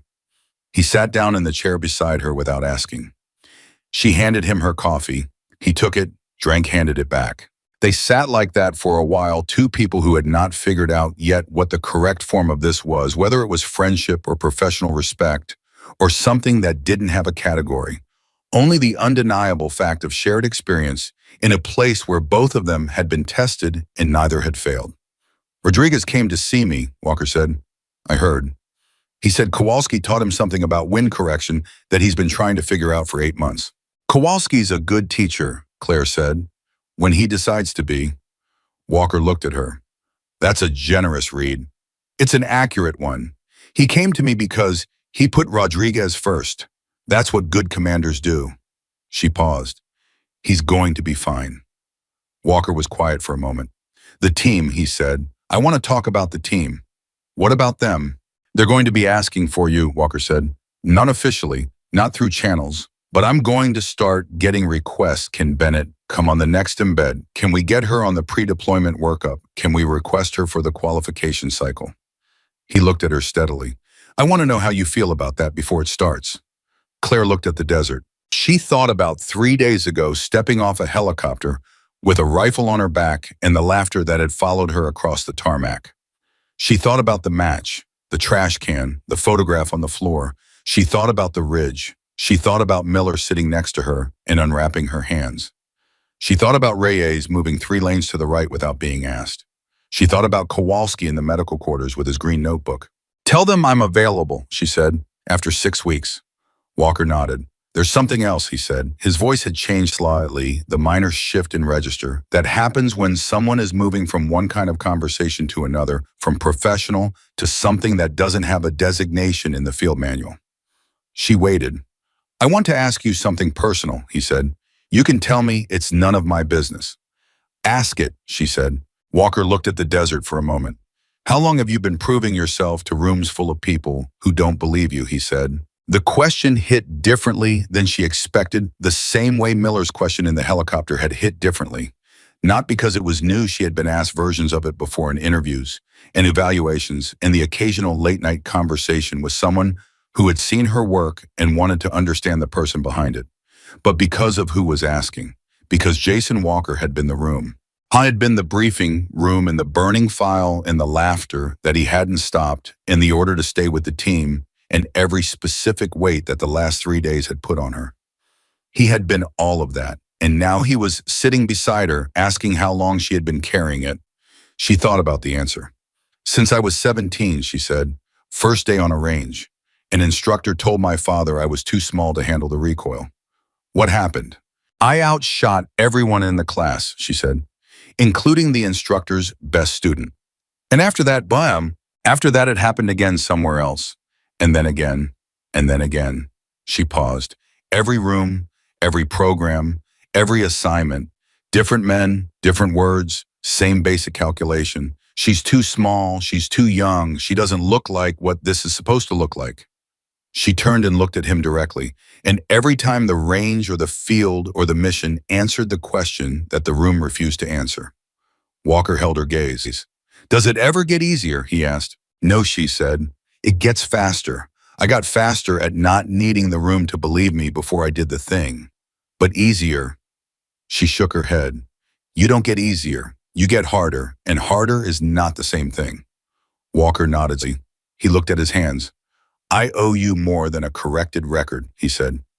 You owe me a good cup of coffee, Claire said. This one's cold. Something moved in Walker's face. It came quickly and went quickly, but it was real, not the controlled expression of a commander managing a professional interaction, but the face of a human being who has been handed a moment of unexpected lightness in the middle of something heavy and doesn't quite know what to do with it. I'll get you coffee, he said. Good, she said. He stood. He was 3 steps away when she said, Walker. He stopped. The Distinguished Service Cross, she said. He turned. I know you had something to do with that too, she said. Walker was quiet for a moment. Hendricks makes his own decisions, he said. He does, Claire agreed. And men who have his respect in his ear sometimes say things that inform those decisions. She paused. I'm not asking you to confirm it. I'm telling you I know. Walker looked at her. Is that a problem? He said. No, she said. It's a data point. He held her gaze for another moment. Then he nodded once and went inside. Claire turned back to the desert. The light was doing something particular to the rock formations. In the middle distance, the angle was changing. The shadows were deepening and lengthening, and the colors were moving through a spectrum that went from yellow to orange to something that had no good name. Something that lived between red and brown and gold and belonged entirely to the desert in the specific hour before dark. She watched it. She thought about the instructor posting.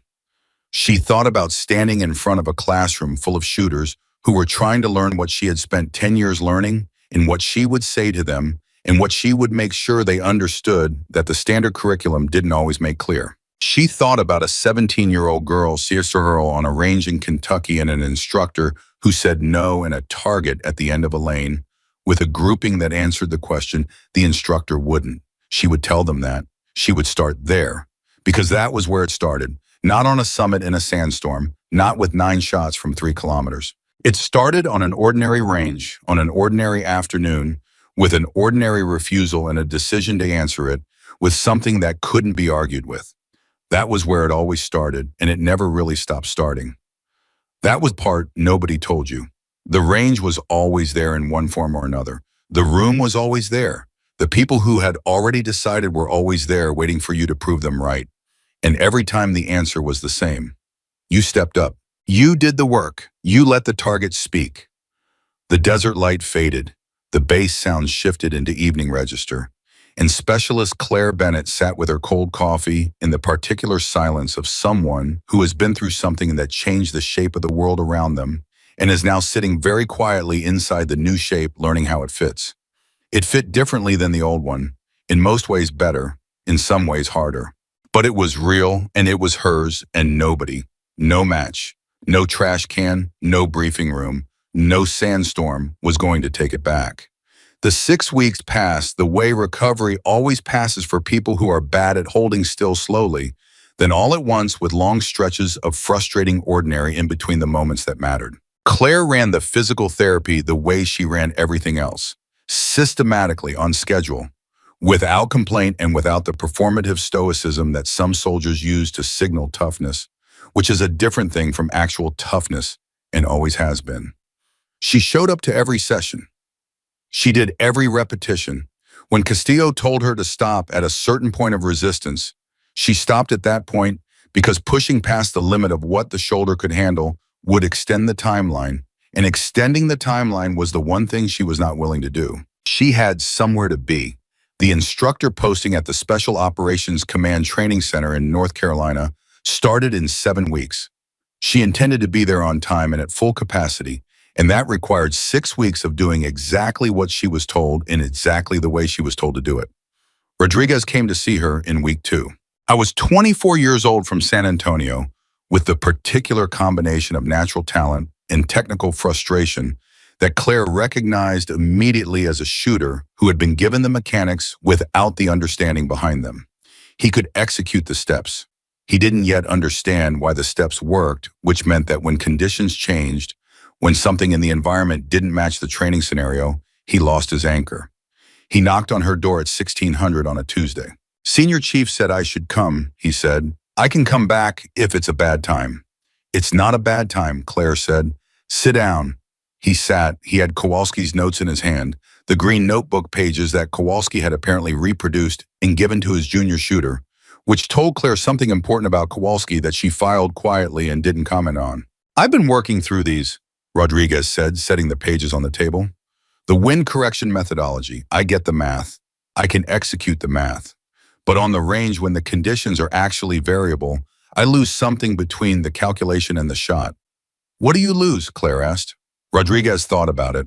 Not a snap answer, a real think, the kind that requires a moment of silence and a willingness to sit in uncertainty long enough to find the accurate word.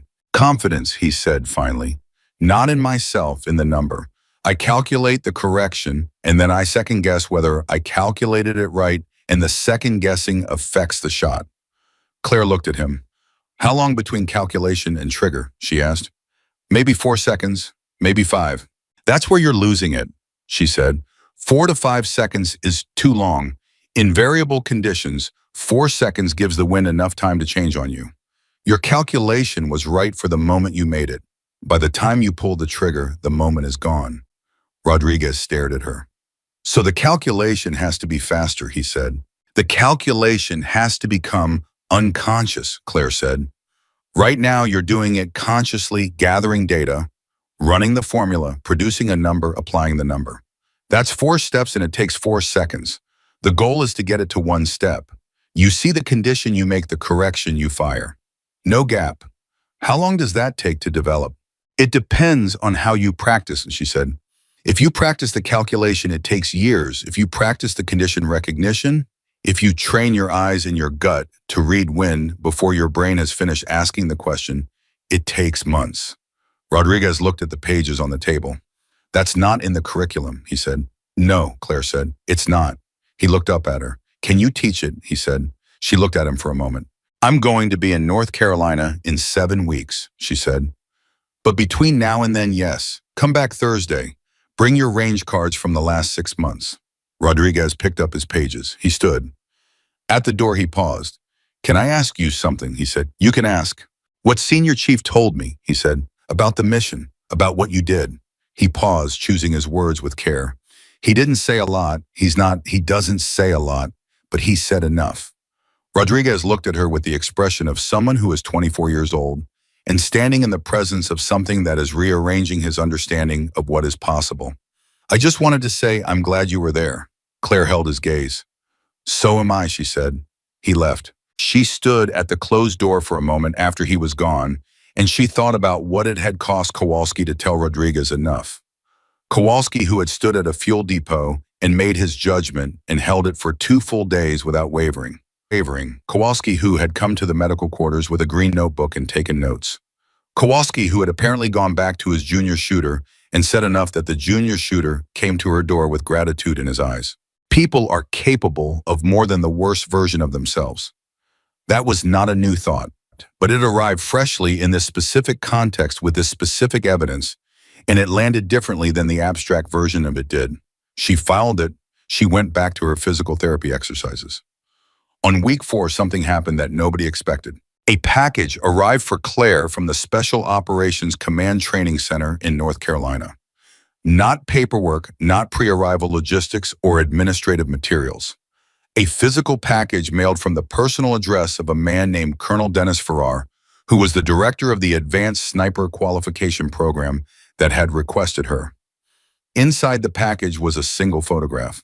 It was a range photograph, the kind taken during official qualification events, date stamp signed on the back by the range officer. It showed a target at an indeterminate distance, and the grouping in the center of that target was the kind of grouping that people in the sniper community referred to with a specific vocabulary that communicated in technical terms, something that was closer to the vocabulary of art than science. On the back in handwriting that was precise and economical. Farrar had written, "This was the best group I ever shot. Won 200 meters ideal conditions, 20 years of practice. I'm told you beat it in a sandstorm. I want my students to know what's possible. See you in 7 weeks." Claire looked at the photograph for a long time. She thought about the range in Kentucky. She thought about the instructor. She thought about the grouping she had shown him at the end of the first day and the look on his face and what it had felt like to stand at that distance and have the target speak for her when her own voice hadn't been enough. She put the photograph in the front pocket of her tactical bag. She would bring it to North Carolina. She would show it to the students on the first day. Not to boast, not to establish hierarchy, but to show them what 20 years of practice in ideal conditions looked like, so that when she told them what was possible, beyond that, what the human system was capable of when conditions were not ideal, when the range was not 1,200 meters, when the wind was not calm and the target was not stationary, they would have a reference point. They would understand that the ceiling was higher than they thought. That was the first thing she needed them to know. In week 5, Walker called, not an official call, a personal call to her cell phone at 2100 on a Thursday. She answered. "Walker," she said. "Bennett." A pause. "How's the shoulder on schedule?" "Good." Another pause, the kind that means someone is deciding whether to say the thing they called to say or to approach it from a different angle. "I heard Rodriguez has been coming to see you." "Twice a week since week 2, she said. "Kowalski told me." "Of course he did." Walker was quiet for a moment. "Rodriguez ran a qualification set yesterday. Best scores he's ever posted." Claire said nothing. "I thought you should know," Walker said. "I appreciate that." A longer pause. "The team is putting in a request," Walker said. "Formal request through channels for you to be attached to the pre-deployment workup in month 3 after North Carolina." "I know," Claire said. "Hendricks sent me the preliminary paperwork, and I haven't responded yet." Walker was quiet. "I'm going to say yes," Claire said, "but I wanted to give it time. I didn't want to say yes while the adrenaline of what happened was still in the room. I wanted to make sure the yes was real." "Is it real?" Walker said. "Yes," she said. "It's real." She could hear in the quality of silence that followed something that was not quite relief, but was what relief looked like in a person who didn't let himself express it directly. "Good," he said. "Walker," she said. "Yeah. The night on the mountain," she said, "when you came up after me. You didn't have to do that." "Yes, I didn't," he said. "The extraction window." "I know what the extraction window was," he said. "I knew it when I started climbing. The window mattered less than the other thing." "What other thing?" He was quiet for a moment. "We don't leave our people behind," he said. "That's not a policy. That's not a protocol. It's the thing underneath all of it." He paused. "I had to decide whether I actually believed it or whether I only believed it when it was easy. When the person I was leaving behind was someone I already valued." Another pause. "Turns out I believe it either way." Claire held the phone. The statement arrived with the weight of something that had cost him not to do. He had climbed the mountain without hesitation, she knew that much, but to say, to name, to put into words that acknowledged what had been broken and what had been repaired and what the repair had required. "I know," she said. "I didn't handle this well," Walker said. "From the beginning. I want to be clear about that." "You handled the mountain well," she said, "after the fact." "Most corrections happen after the fact," she said. "The ones that happen before are called prevention, and they're rarer. The ones that happen after are called correction, and they're more common, and they still count." She paused. "They still count, Walker." Another silence. "See you in month 3, he said. "Month 3, she agreed. He hung up. She sat with the phone in her hand and looked at the ceiling of the medical quarters, which she had been looking at for 5 weeks and had now memorized in the way you memorize things you see every morning when you wake up and every night before you close your eyes. Month 3, she could work with that. The 6 weeks ended on a Tuesday morning, and Castillo cleared her at 0900 with the specific kind of satisfaction that doctors express when a patient has done exactly what they were told and the outcome has vindicated the instruction. Full range of motion, he said, moving her arm through the assessment sequence. Strength is back to baseline. The repair held. He looked at her over the examination table. Do not do what you did on that mountain again within the next 6 months. I'll do my best, she said. That's a profoundly unsatisfying answer, Castillo said. It's an honest one. He signed the clearance. She was packed and at the airfield by 1100. The team was not supposed to be there. She had not told anyone what time her flight was, because there was no formal send-off scheduled, and she had not requested one because formal send-offs were not something she had ever been offered before, and she had not thought to want one now, but Walker was there. Ann Miller, and Reyes and Webb, and Kowalski and Rodriguez, who was not technically part of the SEAL team but had apparently decided that distinction did not apply to this specific occasion. They were standing near the airfield fence when she came out of the operations building with her bag. She stopped. She looked at them. 7 people who had, in various ways and to various degrees, been wrong about her.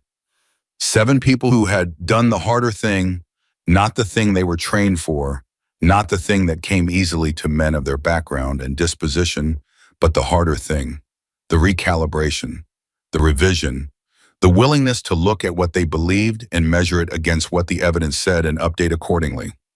Not all of them had gotten there the same way. Not all of them had gotten there at the same speed, but they were there, all 7 of them. Standing at an airfield fence on a Tuesday morning, Walker stepped forward first. He extended his hand. She shook it. His grip was the same as the night on the mountain, immediate and solid. Not a performance of strength, but the natural product of it.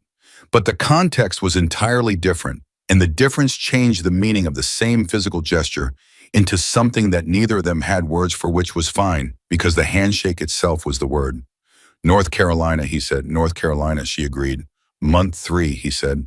Month 3, she said. He stepped back. Miller came forward. He did not extend his hand. He did something that surprised her. He reached into the breast pocket of his uniform jacket and pulled out a small folded piece of paper and held it out. She took it. She unfolded it.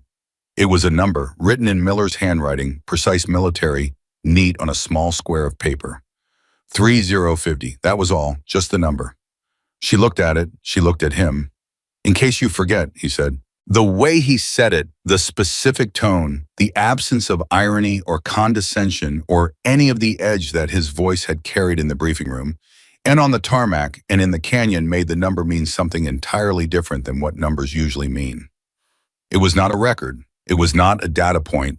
It was a reminder of what had happened, of what she had done, of what was possible at the outer limit of human capability when the circumstances demanded it. She folded the paper. She put it in her pocket, next to Farrar's photograph. I won't forget, she said. Reyes shook her hand, Webb shook her hand, Rodriguez shook her hand, and then seemed to think better of the formality of it and said Thursday in North Carolina, which was not a thing that made conventional sense, but which she understood perfectly because he was telling her he intended to keep showing up, that the twice-weekly sessions were not a product of proximity, but of something he intended to maintain across distance. Thursday in North Carolina, she said, and then Kowalski. Senior Chief Petty Officer Raymond Kowalski, who had made his judgment on a tarmac and held it and then revised it in a medical quarters with a green notebook, who had told Rodriguez enough, who had moved through the weeks since the mountain with the quiet efficiency of a man who was doing the recalibration work without making it anyone else's project. He stood in front of her. He looked at her. He said, "You're a good soldier, Bennett." It was 6 words. From Kowalski, it was a speech. "So are you, Senior Chief," she said. He nodded once. He stepped back, and Claire picked up her bag, and she walked to the aircraft, and she did not look back, because looking back was not the direction she was moving. And the direction she was moving had a trajectory that she could feel the way you feel wind direction, not by seeing it, but by the pressure of it against your face, by the small adjustments your body makes without being asked. North Carolina. the students who were waiting. The thing she had to teach them that went beyond ballistics and wind correction and the technical vocabulary of long-range precision shooting. She boarded the aircraft. The flight took 3 hours and 40 minutes, and she spent most of it with her eyes closed and her thoughts in the particular organized quiet of someone who is preparing for the next thing by leaving the last thing fully behind. The Miller number sat in her pocket. The Farrar photograph sat in her bag. The shoulder felt like a shoulder again, which was not nothing. She landed in North Carolina at 15:20. Colonel Dennis Farrar was at the airfield to meet her. He was 61 years old, silver-haired, with the physical bearing of someone who had spent 40 years being very good at a very demanding thing and had not allowed the years to talk him out of either the discipline or the pride. He was 6 feet tall. He had the handshake of someone who knows the handshake matters. He looked at her for exactly the same amount of time Walker had looked at her on that first day in Arizona. Unlike Walker, Farrar smiled. "Specialist Bennett," he said. "Colonel Farrar," she said. "I've been looking forward to this for 18 months, he said. "I know," she said. "I got your photograph." Farrar looked at her. "Good grouping," she said. Farrar laughed. It was a real laugh, unguarded, the laugh of a man who appreciates a line delivered well, who has been around enough serious things to recognize that the ability to be briefly unserious about the serious things is a survival skill rather than a deficiency. "Come on," he said. "I'll show you the program." They walked. He showed her the facility, the ranges, the classroom spaces, the simulation rooms, the equipment. He talked about the students 12 in the current cohort, ranging from 2 to 8 years of service, all with demonstrated aptitude and precision, marksmanship, all sent here to become something more than what they currently were. He talked about the curriculum. He talked about the gaps in the curriculum, and then he stopped talking and looked at her and said, "What do you want to add?" Claire looked at the range they were standing beside. She thought about what she had told Rodriguez. The difference between practicing the calculation and practicing the condition recognition. The gap between conscious processing and instinctive reading. The thing that the standard curriculum taught you to do with your hands and your math and didn't teach you to do with your understanding of the world the bullet was traveling through. She thought about the summit. She thought about 9 signatures through a thermal scope in a sandstorm. She thought about the moment before the first shot when the mortar operator was lifting the round toward the tube, and there was no calculator and no ballistics table and no ideal conditions, when there was only what she knew and what the situation required in the gap between them that had to be closed in less than 4 seconds. "I want to add the understanding," she said. Farrar tilted his head. "The curriculum teaches execution," she said. "It teaches the steps, the mechanics, the math. But the thing that makes the difference, the thing that I can teach them that they can't get from a textbook, is what it feels like when the conditions are wrong and you have to shoot anyway. When the calculation doesn't hold because the world isn't cooperating. When you have to trust something deeper than the formula." She paused. "That's what I want to add." Farrar was quiet for a moment. "How do you teach that?" he said. "You put them in conditions where the formula fails," she said. "You take the crutch away. You make the environment honest. And then you watch what they reach for when the thing they have been relying on isn't there." She looked at him. "The ones who have it, the instinct, the deep reading, it surfaces when the structure falls away. The ones who don't have it, yet you can see exactly where the gap is, and then you can fill it." Farrar looked at her for a long moment. "The first day of instruction is Thursday," he said. "I know," she said. "I'll be ready." He nodded. They walked back toward the facility. At the door, Farrar paused. "Can I ask you something personal?" he said. "People keep asking me that," she said. He smiled briefly. "The mission in New Mexico, the after-action report, the real one, Walker's corrected version, came across my desk through channels I won't identify." He looked at her steadily. 9 shots, 3 kilometers, storm conditions." He paused. "When you were on that summit before the first shot, what were you thinking?" Claire considered the question. Not the diplomatic version of the answer. Not the version she would give in a formal debriefing or in an official interview or any context where the answer was partly performance. The actual answer. What had actually been in her mind in the moment before she whispered "not today" and squeezed the trigger. "I was thinking about the calculation," she said. "Wind, elevation, drop, rotation. The variables I could control and the variables I couldn't. That's all, Farrar said. For the first shot, she said. For the first shot, it was only the calculation. She paused. For the second shot, I was thinking about 7 men in a canyon who were about to die because they walked into a trap I told them about, and they didn't listen. Farrar held her gaze. For the third shot, she said. I wasn't thinking about anything. I was just shooting. Farrar was quiet for a moment. That's the thing you're going to teach them, he said. It was not a question. That's the thing I'm going to teach them, she said. He held the door. She walked in. Thursday arrived with the specific electricity of first days. The air in the classroom carrying the tension of 12 people who understood they were there because they had been selected, which meant the standard they were being held to was not the standard they had already met, and that the gap between where they were and where they needed to be was the entire point of the next several weeks. Claire walked into the classroom at 0755. 12 students stood. She looked at them. They looked at her. She saw the moment, the fraction of a second, the involuntary processing that happens when the brain encounters something that doesn't match its template. 12 faces, 12 separate versions of the calculation that every person who had ever looked at her had run. The Swedish AM was the rank, the rifle, and the range card in front of them that indicated the qualification scores. They had been given access to the numbers that should have answered the question before she walked through the door. But that human perception consistently failed to prioritize over the simpler, more immediate data of what a person looked like. She let the moment breathe. She let them look. She walked to the front of the room. She reached into her bag and pulled out two things. The first was Farrar's photograph, the best grouping he had ever shot.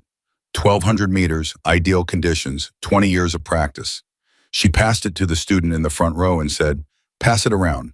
While they passed it, she pulled out the second thing, the piece of paper Miller had given her at the airfield fence. 3050. She held it up. "The photograph you're looking at," she said, "is the best shot a man with 40 years of experience ever fired, in ideal conditions, at 1,200 meters. She looked around the room. "The number on this paper is 3,050 meters, 47 knot crosswind, storm conditions. Moving target for the final engagement." She paused.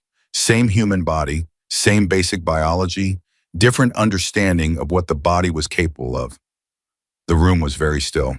"I'm going to spend the next several weeks taking apart everything you think you know about the ceiling of your own capability," she said. "I am going to put you in conditions that make the formula fail. I am going to take away the structure you're used to relying on, and I am going to watch what you reach for when it's gone." She looked at them steadily. "Some of you already have the thing I'm looking for. You don't know it yet because nobody has shown it to you in a way you can recognize. Some of you don't have it yet, but you will. And some of you," she paused, "some of you are going to spend the first 3 weeks being frustrated in ways you've never been frustrated before."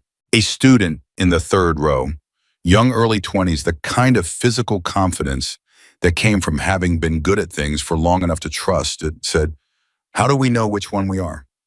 Claire looked at him. "You don't," she said. "That's the first thing I need you to understand. You don't get to know in advance which category you're in. You find out by doing the work. That's true here, and it's true everywhere this job takes you." She held his gaze. The people who think they know in advance which category they're in are the most dangerous people on any team, because certainty before evidence is the thing that gets people killed. The student held her gaze. He nodded. "Good," she said. "Let's begin." She taught for 4 hours. At the end of those 4 hours, she looked at 12 faces that had traveled over the course of the morning, from the specific skepticism of people who are not sure what they've been sent to through the middle territory of genuine engagement, and into the particular expression of people who have encountered something that is reorganizing their understanding of their own work.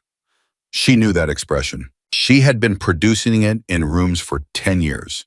She would keep producing it because that was the job, not the shots, not the numbers, not the record at 3,050 meters in a sandstorm, which would be documented and analyzed and discussed in the community for years. The job was this room, these 12 faces, this reorganization. She dismissed them at 1300. They filed out. The last one out paused at the door, the young one from the third row. He looked at her. "Instructor Bennett," he said, "not specialist." Instructor, I looked up your qualification scores last night, before today. And, she said, I thought they were a data entry error, he said. Claire looked at him. I know, she said. They always do. He held her gaze for a moment. Then he left. And Claire Bennett stood alone in the classroom in North Carolina, and outside the window somewhere beyond the range in the facility, in the trees in the distance, the world was exactly the same size it had always been. She was the same size she had always been, 4 feet 9 inches, 27 years old, the smallest person in every room she had ever entered. And in every room she had ever entered, the room had eventually understood the same thing. That strength is not a measurement. That courage is not a size. That the distance between impossible and done is exactly the length of the decision to try. She had been proving that since she was 17 years old on a range in Kentucky in front of an instructor who said no. She would keep proving it, not because she needed to, because the rooms kept needing to hear it. And she was the one who knew how to say it in a language that rooms could not argue with. Not words, not credentials, not the corrected personnel file, or the distinguished service cross, or the mission record that Walker had rewritten at Euro 5:30 on a morning after a mountain. The language that rooms could not argue with was the only language that had ever mattered. The target, the grouping, the truth that travels at 936 meters per second and arrives before the argument does. That was her language. That had always been her language. And she spoke it better than anyone alive.